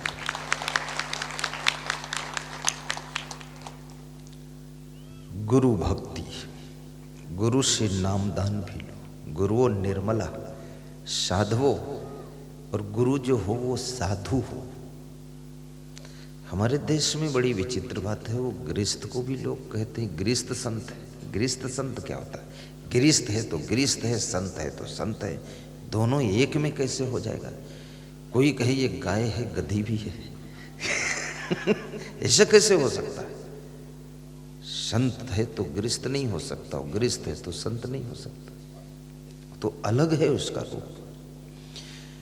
हाँ, गृहस्थ जब बहुत पवित्र हो जाता है तो उसे ऋषि मुनि कहा जाता है, वो ऋषि मुनि है। लेकिन संत का स्थान तो बहुत ऊंचा है। इसलिए संत शब्द हर व्यक्ति को अपने नाम के आगे लिखना भी नहीं चाहिए, क्योंकि इससे धोखा हो जाता है लोगों को। तुम संत श्री श्री लिख देते हो, लोग देखते हैं तो लोग सोचते संत है, तो वहां लोग चरण छूते हैं। संत उन्हीं को लिखना चाहिए जो माया मोह से बिल्कुल अलग हो गए। संत वही लिखें जो अब संसार के भोगों को भोग नहीं रहे हैं, संसार की तरफ आकर्षण नहीं बचा हुआ है, उन्हें केवल संत अपने नाम के आगे लिखना चाहिए।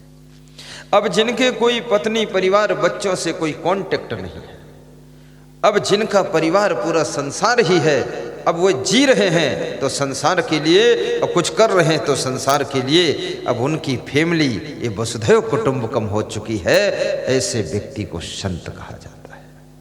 वैराग्य भी होना चाहिए संत में। साधो शांतः मितभाषिणः, और शांत स्वभाव का हो, प्रसन्न चित्त भी हो, ऐसा गुरु होना चाहिए। मितभाषिणा, और मितभाषी हो, बकवासी ना हो, जरूरत भर बोले फिर चुप भी रहता हो, दूसरे भक्तों की बात को भी सुने, ऐसा गुरु होना चाहिए।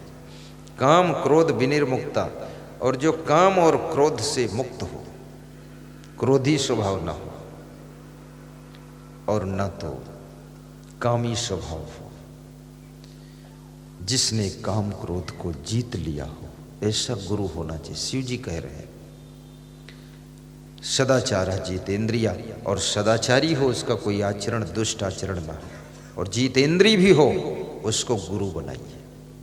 ये लक्षण शिव जी ने पार्वती को बताया है, ये गुरु के लक्षण है। मैं निवेदन करूंगा, गुरु करे जान के पानी पिए छान के। अच्छी नाव पर बैठोगे तो पार हो जाओगे, टूटी फूटी नाव पर बैठोगे, नाव के साथ तुम भी डूब जाओगे। गुरु तो नौका है, भवसागर से पार करने वाला है, इसलिए गुरु खूब खोज करना चाहिए।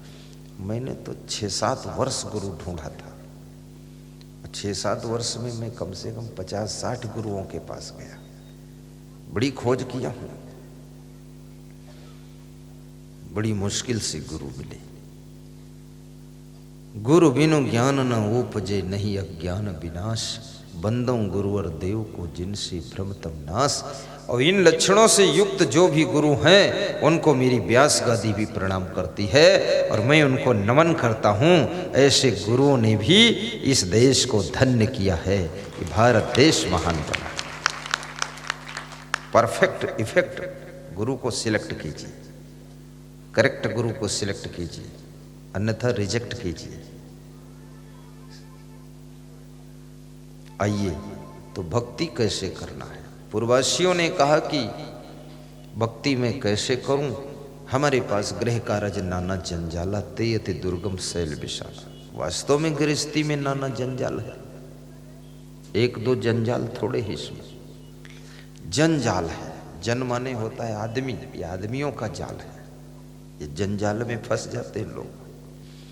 अब कैसे इस जंजाल की जंजीर को तोड़ोगे, ये तोड़ना कोई आसान नहीं। लोहे की जंजीर तोड़ सकते हो, लेकिन ये जंजाल की जंजीर टूटनी कठिन है, इससे कैसे पार हो। राम जी कहते हैं पूर्ववासियों से, भक्ति स्वतंत्र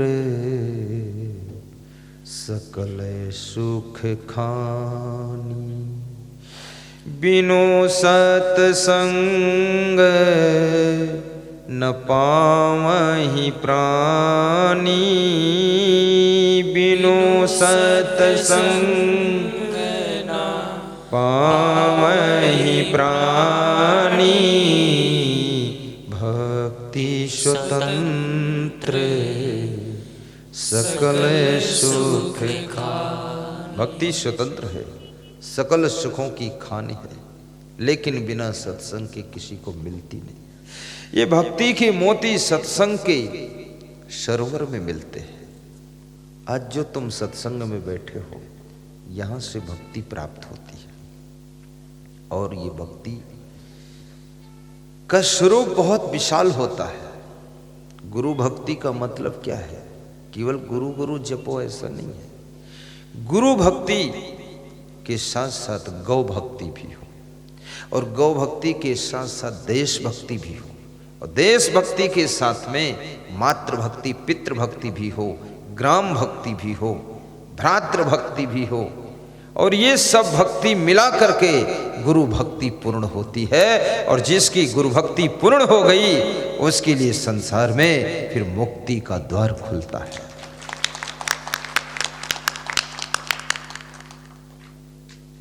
कुटुंब की भी भक्ति करो, वह कार्य करो जिससे तुम्हारे कुल कुटुंब का भी कल्याण हो। ग्राम भक्ति भी करो, गांव का विकास करो। देश भक्ति, देश के लिए अपने जीवन का समय भी दीजिए। जिस देश में रहते हो, जिस देश में खाते हो, सोते हो, चलते हो, उस देश की रक्षा के लिए भी सोचो। आपका भारत देश वास्तव में जैसा ये हिंदुस्तान है, मैं कई देशों में गया हूँ, 8 देशों में सत्संग करने गया हूँ, लेकिन हिंदुस्तान जैसा देश और हिंदुस्तान जैसे लोग, धन्य है ये हिंदू लोग, धन्य है जैन, धन्य है सिख, और धन्य है ये सब लोग जो यहाँ पर सत्संग होता है। अन्य देशों में इस तरह सत्संग नहीं होता, इस तरह का भक्ति भाव नहीं है। ये भारत देश की महिमा है। ये भारत के नर नारी, ये सब ऋषि मुनि की तरह हैं, और ये सब बड़े महान हैं। भारत देश में जो सुख, आनंद, प्रेम मिलता है, वो और किसी देश में इतना नहीं मिलता है। भारत देश को मैं नमन करता हूँ, इस हिंदुस्तान को धन्यवाद देता हूँ। और सबसे ज्यादा हिंदू यही है। इकलौता देश ये हिंदुस्तान ही हिंदू देश है। और इस देश की भक्ति भी करो। इस देश के लिए जो भी नेता अच्छा सोचता हो, अच्छा करता हो, उस नेता के लिए भी शुभकामना करो, और उस राजनेता को धन्यवाद दो, और उसकी हिम्मत बढ़ाने के लिए उसकी मदद भी करो, ताकि उसका साहस बढ़ा रहे। क्योंकि ज़्यादा लोग हुल्लड़ मचाते हैं तो अच्छा करने वालों का मनोबल डाउन हो जाता है, फिर अच्छा करने वाले सदियों तक पैदा ही नहीं होते। इसलिए उनका मनोबल भी उठाना चाहिए। मुझे सबसे बड़ी खुशी हुई जब 9 नवंबर को राम मंदिर बनने का फैसला आया। सुप्रीम कोर्ट के रंजन गोगोई को भी धन्यवाद देता हूँ, सुप्रीम कोर्ट को भी धन्यवाद देता हूँ, और वर्तमान की सरकारों को भी धन्यवाद देता हूँ, जिन्होंने इतना बड़ा काम किया। सबके जय जय जय। अभी ये हमारे जो जय बोल रहे हैं, ये सब इंस्पेक्टर थे भोपाल में। भोपाल का कंट्रोल रूम संभालते थे, पुलिस अफसर 2 स्टार रिटायर हुए हैं, अपने साथ हमारे साथ रहते हैं। और अर्जुन सिंह रघुवंशी नाम है, बहुत बड़ी श्रद्धा है। भोपाल में सत्संग कराने की इच्छा है। कह रहे थे 1 2 लाख तो हम अकेले लगाएंगे, और कई लोगों को जोड़कर वहाँ बड़ा सत्संग करेंगे आपका। तो हमने कहा बहुत बड़ी सोच है।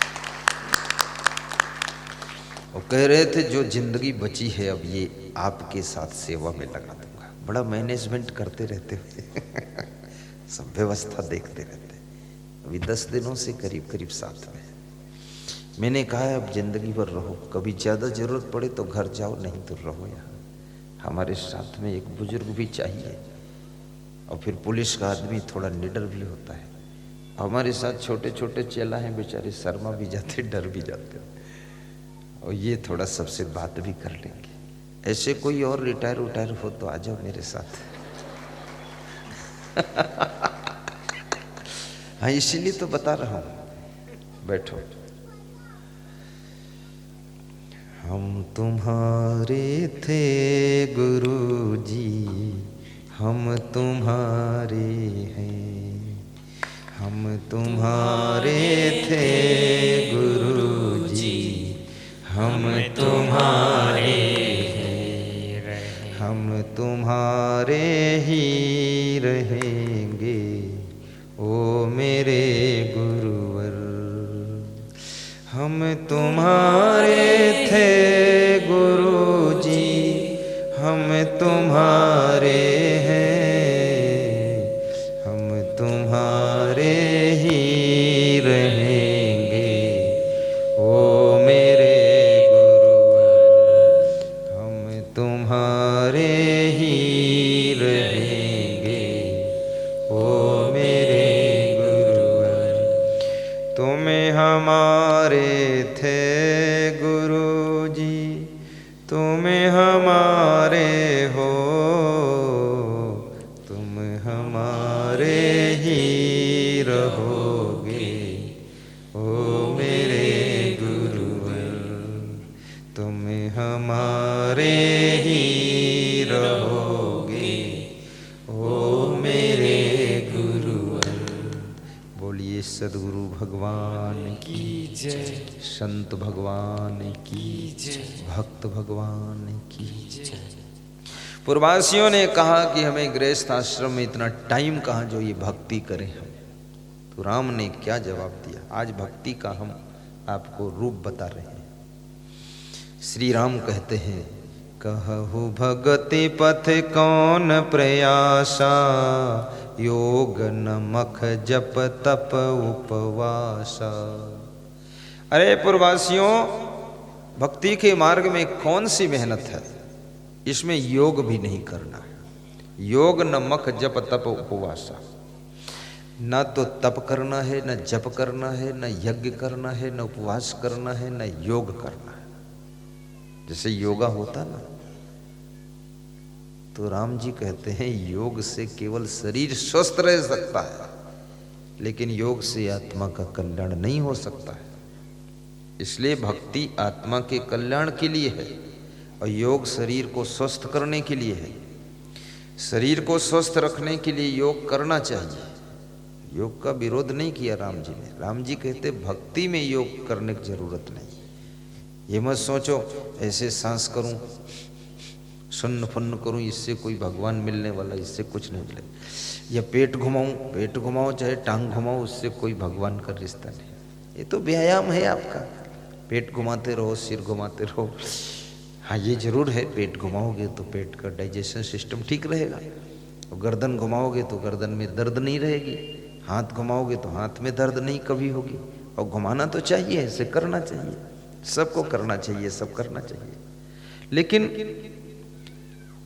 राम जी कहते हैं भक्ति में इसकी जरूरत नहीं है। तुम करो तो ठीक, तुम्हारी इच्छा उसकी बात अलग है, योग की आवश्यकता नहीं। तो फिर योग न मख, और मख नहीं करना है। मख किसे कहते हैं?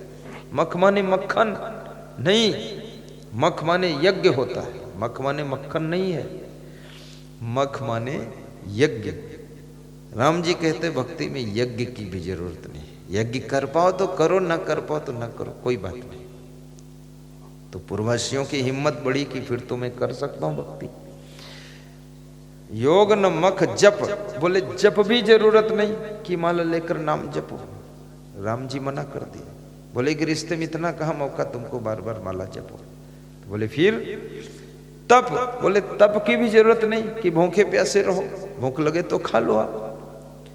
उपवासा, और बोले उपवास की भी जरूरत नहीं भक्ति के मार्ग में। तो पूर्ववासी हंसने लगे, बोले तो फिर क्या करना है इसमें, जब ये सब कुछ करना नहीं तो भक्ति क्या है फिर? तो राम जी एक लाइन में बताते हैं क्या, इस लाइन को ध्यान से सुनना और इसी को समझना और यही करना है भक्ति में। योग नमख जप तप उपवासा, कहु भगति पथ कौन प्रयासा। तो करना है ये, सरल स्वभाव न मन कोटि लाई, यथा लाभ संतोष सदाई। सरल स्वभाव बनाइए। सरल स्वभाव बहुत कठिन बात है, सरल स्वभाव होना। ये उपवास करना ये सब आसान, लेकिन सरल स्वभाव होना कठिन है। भक्ति में सरल स्वभाव, न मन कुटिलाई, और मन में कुटिलता ना, कपट ना, मन निर्मल हो। यथा लाभ संतोष सदाई, और जो अपने को लाभ मिला है उसमें सदैव संतोष रखो। हाय हाय मत करो। जो मिला है उसका सुख लीजिए, और जो नहीं मिला है उसको पाने के लिए प्रयास कीजिए। जो प्रयास से भी नहीं मिल रहा है उसका त्याग कीजिए, और जो मिलकर चला गया उसको भुला दीजिए, और जो जरूरत है तो फिर उसको और बना लीजिए। कितनी बड़ी बात है संतोष। यथा लाभ संतोष सदाई। संतोष बहुत बड़ी चीज है। गोधन गजधन बाज धन और रतन धन खान, जब आवे संतोष धन सब धन धूरी समान। संतोष, लेकिन संतोष का अर्थ गलत मत कर लेना। कितने लोग संतोष का अर्थ करते हैं कुछ काम ना करना ही संतोष है। कुछ काम ना करना संतोष नहीं है।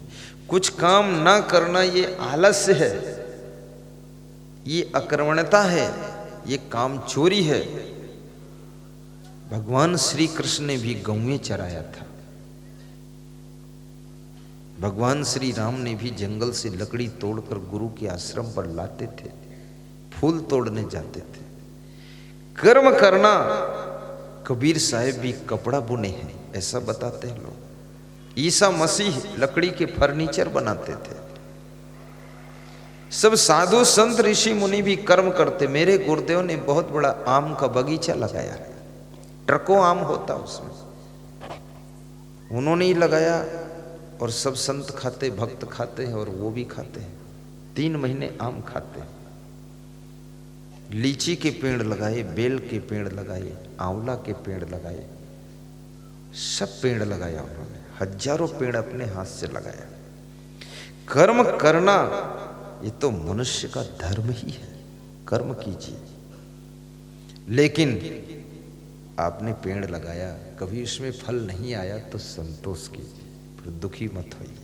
अगले साल आ जाएगा, कोई बात नहीं। कुछ पेड़ भी बांझ निकल जाते हैं, कभी फल नहीं आता उसमें, तो कम से कम फल नहीं तो उसकी लकड़ी तो मिलेगी ही, कुछ तो फायदा है। हरा भरा रहेगा, ऑक्सीजन देगा। तो संतोष, संतोषामृत तृप्ता नाम तत्सुखम शांत चेतसाम नच तद्धन लुब्धा नाम इतश्च एतश्च धावता। कर्म कीजिए, मेहनत कीजिए, प्लानिंग कीजिए, उन्नति कीजिए, लेकिन जो आपको फल प्राप्त हो उसमें संतोष कीजिए। फिर हाय हाय मत कीजिए। एक छोटी सी कथा आपको सुनाता हूं, बहुत प्यारी कथा है, मैंने सुना है कि एक किसी गांव में एक बड़ा चतुर आदमी गया, और उसने गांव वालों से मिल करके सब ताड़ लिया कि इस गांव में क्या कर सकता हूं मैं। तो गांव वालों से कहा कि तुम लोग इतनी खेती बाड़ी करते, इतना बड़ा धंधा करते हो, और इसमें सब तुम लोग फंसे रहते हो, इससे अच्छा पैसा कमाने का एक उपाय बता देता हूँ। तुम्हारे गांव में बंदर भी दिखाई दे रहे हैं। बोले हाँ। तो बोले बंदर पकड़ कर लाओ, एक बंदर में 100 रुपये खरीद लूँगा। तो गांव के लोग खेती बंद कर दीजिए और सब बंदर पकड़ने चले गए। कोई 10 बंदर पकड़ लाया, कोई 20 पकड़ लाया, कोई 1000 शाम तक पा गया, कोई 2000 पा गया।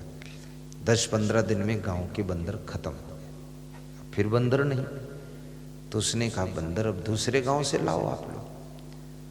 तो बोले दूसरे गांव से ढूंढने में टाइम ज़्यादा लगेगा, तो रेट बढ़ाओ थोड़ा। गांव वाले भी होशियार थे। तो उसने कहा 200 रुपये के एक बंदर खरीदूंगा। तो दूसरे गांव से सब बंदर 10-20 किलोमीटर से बंदर पकड़ पकड़ कर लोग लाए। सब बंदर खरीद लिया 200 रुपये। फिर बंदर खत्म हो गए 10-20 किलोमीटर तक, फिर बंदर नहीं मिले। तो बोले कि अब और दूर से बंदर लाओ 50-60 किलोमीटर से। बोले फिर तो बहुत मेहनत है, इतनी दूर जाना आना, तो अपना खर्चा भी होगा, गाड़ी लेकर जाऊंगा, तो रेट बढ़ाओ। तो उसने कहा कि अब हम 500 रुपये का एक बंदर लेंगे, चलो लाओ। तो 50-60 किलोमीटर तक के बंदर सब पकड़ पकड़ ले आए, 500 में बेच। अब बंदर बचे ही नहीं 60-70 किलोमीटर तक चारों तरफ। तो बोला कि ऐसा करो, अब अगर बंदर पकड़ कर लाओ तो 1000 का एक बंदर हम खरीद लेंगे। बोले ठीक है। तो बहुत ढूंढे, लोग नहीं मिले बंदर, किसी को एक मुश्किल से मिला, बाकी लोग खाली लौट आए। बोले नुकसान हो गया, पूरा दिन बीत गया, एक भी बंदर नहीं मिला। तो जो उस कंपनी का मालिक था वो भी शाम को आया, बंदरों को खरीदने वाली कंपनी का मालिक, और अपने मैनेजर को भी लाया। और मैनेजर से कहा कि अब तू संभाल, मैं थोड़ा ज़रूरी काम चाह रहा हूँ। मैनेजर शाम को वहीं रुका गांव में। तो गांव वालों से बोला कि एक काम करो, बंदर नहीं मिल रहे हैं तो आप जो मेरे पास में 5-5 ये सब बंदर हैं इकट्ठे, इनको 500-500 रुपये में खरीद लो आप। और जो मालिक कल आएगा, हमारा जो अफसर है, कल 1-1000 में बेच दो, तुम्हारा भी फायदा हो जाएगा, थोड़ा हमारा भी हो जाएगा। वो मैनेजर तालमेल बिठाया। तो सब गांव वालों ने 500-500 के सब बंदर खरीद लिए। अब सबके पास 200-200 बंदर, 300-300 बंदर खरीद के बैठे। और वो जो मैनेजर था वो क्या किया, वो सवेरे 4 बजे उठा और वहां से भाग गया। मैनेजर चला गया। अब ढूंढा, मैनेजर नहीं है, और सबके पास 200-200 300-300 बंदर है। अब गांव के लोग इंतजार करते रहे, अब आएगा। न मैनेजर आया, न उसका मालिक आया, कोई नहीं आया। 100-100 रुपये के जो बंदर खरीदे थे वो भी 500 में बेच लिया, 200 वाला भी 500 में बेच लिया। अब गांव वालों के पास इतने बंदर हो गए कि 70 किलोमीटर के सब बंदर उसी गांव में इकट्ठे, उस गांव की पूरी फसलें उजाड़ दिया, सारा सत्यानाश हो गया। तो लोग बोले लोभ में पड़ करके, लालच में पड़ करके ये दशा हुई है, इसलिए अगर पहले से संतोष रहता तो ये बंदर वाले चक्कर में पड़ते ही नहीं। अभी कहानी आपको अच्छी लगी है, लेकिन आपके गांव में भी कोई ऐसा आ जाए तो तुम फंस जाओगे। तुम इसलिए संतोष का भी बहुत बड़ा स्थान है।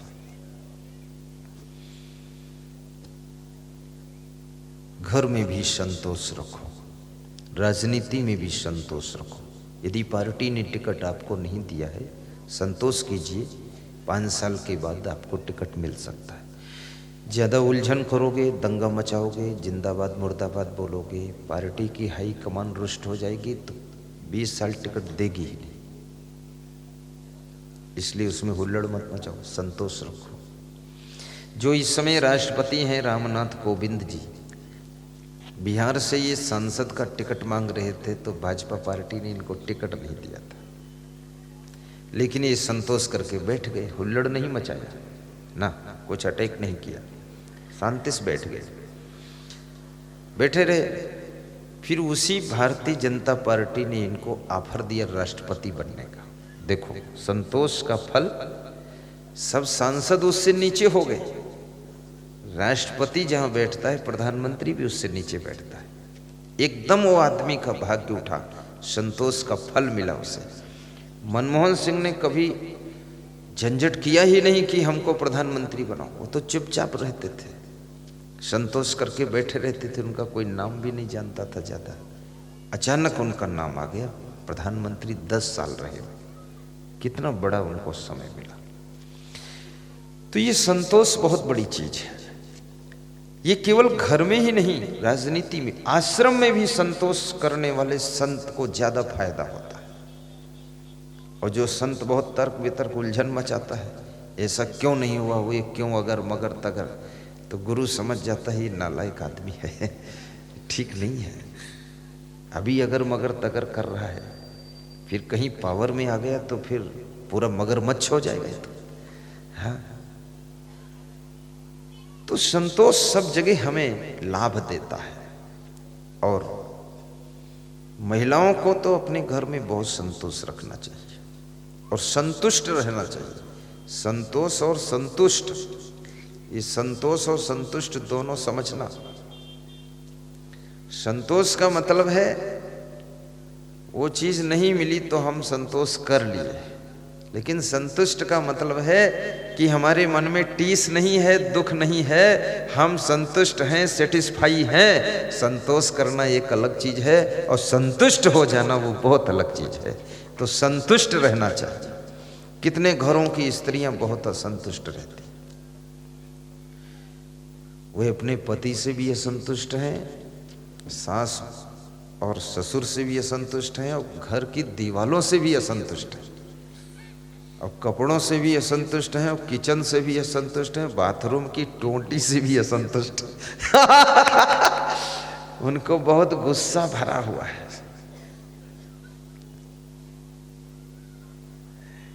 जो व्यवस्था मिली है ये आपका भाग्य है, इसलिए इतनी ऐसी मिली है। सबको बराबर थोड़े हो जाती है।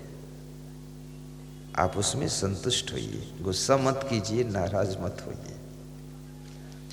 और जो स्त्री समझदार होती है वो तो परिस्थिति के अनुसार अपने आप को सेटिस्फाई कर लेती है। जो पुरुष समझदार होता है, कभी कभी भोजन का स्वाद बिगड़ गया, उसमें भी वो संतुष्ट रहता है, नाराज नहीं होता, असंतुष्ट नहीं होता। नमक कम ज्यादा हो गया तो भी तालमेल बिठा लेता है, अरे क्या फर्क पड़ता। अगर भोजन का स्वाद बिगड़ गया, इसका मतलब तुम कम खाओगे, और कम खाओगे तो इसका मतलब आपका वजन घटेगा, और वजन घटेगा तो इसका मतलब यह है आपका बीपी ठीक रहेगा, शुगर ठीक रहेगा, लपड़क खत्म हो गया। तुम्हारी पत्नी इसलिए स्वाद बिगाड़ रही ताकि कम खाओ, और कम खाओ तो बीमार कम हो, इसलिए वो डॉक्टर का काम कर रही। उसको धन्यवाद दीजिए कि रोज स्वाद बिगाड़े ताकि हम स्वस्थ रहे। हाँ, हर चीज में फायदा ढूंढ लीजिए आप। ज्यादा टेस्टी भोजन होगा, थोड़ा ज्यादा ही खाओगे आप, लेकिन इसका अर्थ ये भी नहीं है कि कल से ये सब महिलाएं अपने घर में भूसा बना बना कर रखें,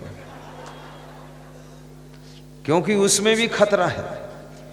जो महिला अपने घर में भोजन स्वादिष्ट, शुद्ध, पवित्र, बढ़िया नहीं बनाती है, उसका पति फिर होटल की तरफ जाने लगता है, और जिसका पति होटल की तरफ गया तो फिर वो बोतल की तरफ भी जाता है, फिर वो टोटल जाता है। इसलिए पति बचाओ आंदोलन शुरू करो, अच्छा भोजन खिलाओ ताकि होटल की तरफ ना जाए, घर की तरफ आए, और घर की तरफ जब आएगा तभी तो घर वाला बना रहेगा, नहीं तो घर का तो दीवाला कर देगा। इसलिए उसको अच्छा भोजन खिलाना चाहिए, और ध्यान भी सबका रखना चाहिए। पति का भी ध्यान रखो, कहाँ जाता है, कहाँ बैठता है, किससे किससे मिलता है, बिल्कुल खोज करो कोलंबस की तरह।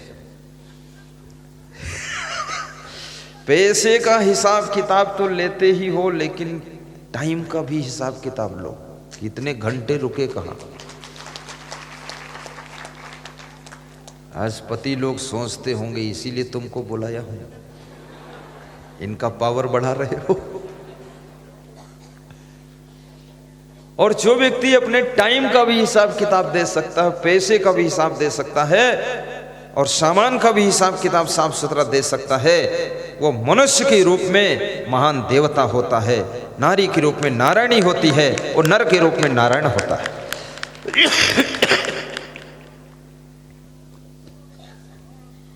कृष्ण कहते हैं, अर्जुन अनपेक्षा शुचि दक्षा उदासीनो गतव्य था, सर्वारंभ परित्यागी यो मदभक्ता समे प्रिया, अद्वेष्टा सर्वभूता नाम हृदय से अर्जुन तिष्ठति, अद्वेष्टा सर्वभूता नाम मैत्रा करुण एवचा निर्ममो निरहंकार सम दुख सुखा क्षमी संतुष्टा सततम योगी यतात्मा दृढ़ निश्चया मयि अर्पित मनोबुद्धि यो मद भक्त समी प्रिया यो न हृष्यति न द्वेष्टि न सोचती न कांचति शुभाशुभ परित्यागी भक्तिमान में समी प्रिया। श्री कृष्ण ने भक्ति के स्वरूप का वर्णन किया है। आप सुनोगे तो आपको आश्चर्य होगा, ये कृष्ण भक्ति क्या बता रहे हैं। कृष्ण कहते हैं भक्त मेरा ध्यान करता है, लेकिन उस भक्त का मैं ध्यान करता हूं जो अद्वेष्टा सर्वभूता नाम, जो समस्त भूत प्राणियों से किसी से द्वेष नहीं करता है, सभी से प्रेम करता है, पशु पक्षियों से भी प्रेम करता है, नर नारियों से भी प्रेम रखता है, जिसके अंदर नफरत का भाव नहीं है, उससे मैं भी प्रेम करता हूं, उससे मैं भी प्रेम करता हूं।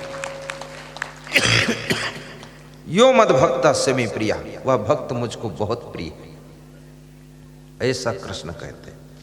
आपकी भक्ति बढ़े, आपके घर में शांति बढ़े, आपको आत्मा का ज्ञान हो। कल आत्मा और परमात्मा की और भी बातें मैं बताऊंगा। साथ में आपके पास में ऐसी भक्ति बढ़े कि आप अपने घर को अच्छी तरह से चला सकें, आपकी उन्नति हो। और मैं कहूँगा जिसको मन की शांति चाहिए वे लोग मोबाइल के यूट्यूब में रोज प्रवचन सुने, असंग सर्च करिए, मोबाइल में प्रवचन मिलेगा। और जिनको ज़्यादा शांति चाहिए रात में 9 बजे आस्था भजन चैनल में भी प्रवचन सुने। और जिनको बहुत शांति चाहिए वे लोग स्वाध्याय भी करें। यहाँ पर साहित्य सेंटर आया है, वहाँ से नाना प्रकार की ज्ञान की किताबें खरीद कर थोड़ा अध्ययन भी करें तो बहुत शांति मिलेगी। और जो लोग ज़्यादा स्वस्थ रहना चाहते हैं वे धूप का सेवन करें और व्यायाम भी करें, और साथ में हंसे भी, और कहीं गलतियों में फंसे ना, तो उनका स्वास्थ्य अच्छा रहेगा। और साथ में एक बात का ध्यान रखें, आयुर्वेदिक दवा का प्रयोग भी करें। आयुर्वेदिक दवा, यहाँ पर आयुर्वेदिक दवा का सेंटर आया है, वहाँ से महाशक्ति प्राश लीजिए, 1 चम्मच खाइए, 1 महीने नौजवान बन जाइए। और 2 चम्मच खाइए तो बूढ़े बन जाइए, 3 चम्मच खाइए तो दुनिया से विदा हो जाइए। महाशक्ति प्राश, नहीं विदा नहीं होगे, लेकिन कहने का मतलब कम खाइए, थोड़ा सा खाना चाहिए। बहुत अच्छी आयुर्वेदिक गिलोय बटी बहुत अच्छी होती है। गिलोय जो है एंटीबायोटिक होती है, आपके शरीर में रोग आने नहीं देती, इसलिए गिलोय का भी प्रयोग करें। और आज हमारे आपके बीच में जो इतनी संख्या में लोग इकट्ठे हुए, बड़ी प्रसन्नता की बात। इधर के पुरुष बहुत खुश हैं क्योंकि इनको धूप मिल रही है, इधर की महिलाएं दुखी हैं, इनको छाया मिल रही है। उस साइड में जो पंडाल लगा उसका जरूरत नहीं था, बढ़िया धूप में बैठती, थोड़ा अंदर भी धूप आ जाती। लेकिन आज प्रथम दिन ही बहुत बड़ी संख्या एकत्र हुई है। मैं शुभकामना करता हूँ। बहुत बड़ा प्रचार प्रसार इस तराना के कार्यक्रम का हुआ है और इसके प्रचार प्रसार में बहुत लोगों ने मेहनत किया है और आप सभी धन्यवाद के पात्र हैं। आपको उज्जैन में आश्रम मंदिर धर्मशाला निर्माण के पर्चे दिए जा रहे हैं, इनको लीजिए, पढ़िए, सोचिए, समझिए और जो लिखा है उस पर अपने कर्म कीजिए। साहिब बंदगी बोलिए, घुटनों पे हाथ रखिए, पहली अंगुली अंगूठा जोड़िए, 3 उंगलियां फैलाइए और सीधे बैठ जाइए। सर्वे भवन्तु सुखिनः सर्वे सन्तु निरामयाः सर्वे भद्राणि पश्यन्तु मा कश्चित् दुःखभाग् भवेत्। सुखी बसे संसार सब, दुखिया रहे न कोई। ऐसी मेरी भावना पूर्ण करो प्रभु सोई। शांति शांति शांति। सभी श्रोता 1 मिनट नयन बंद करके इष्ट देव का ध्यान कर लें।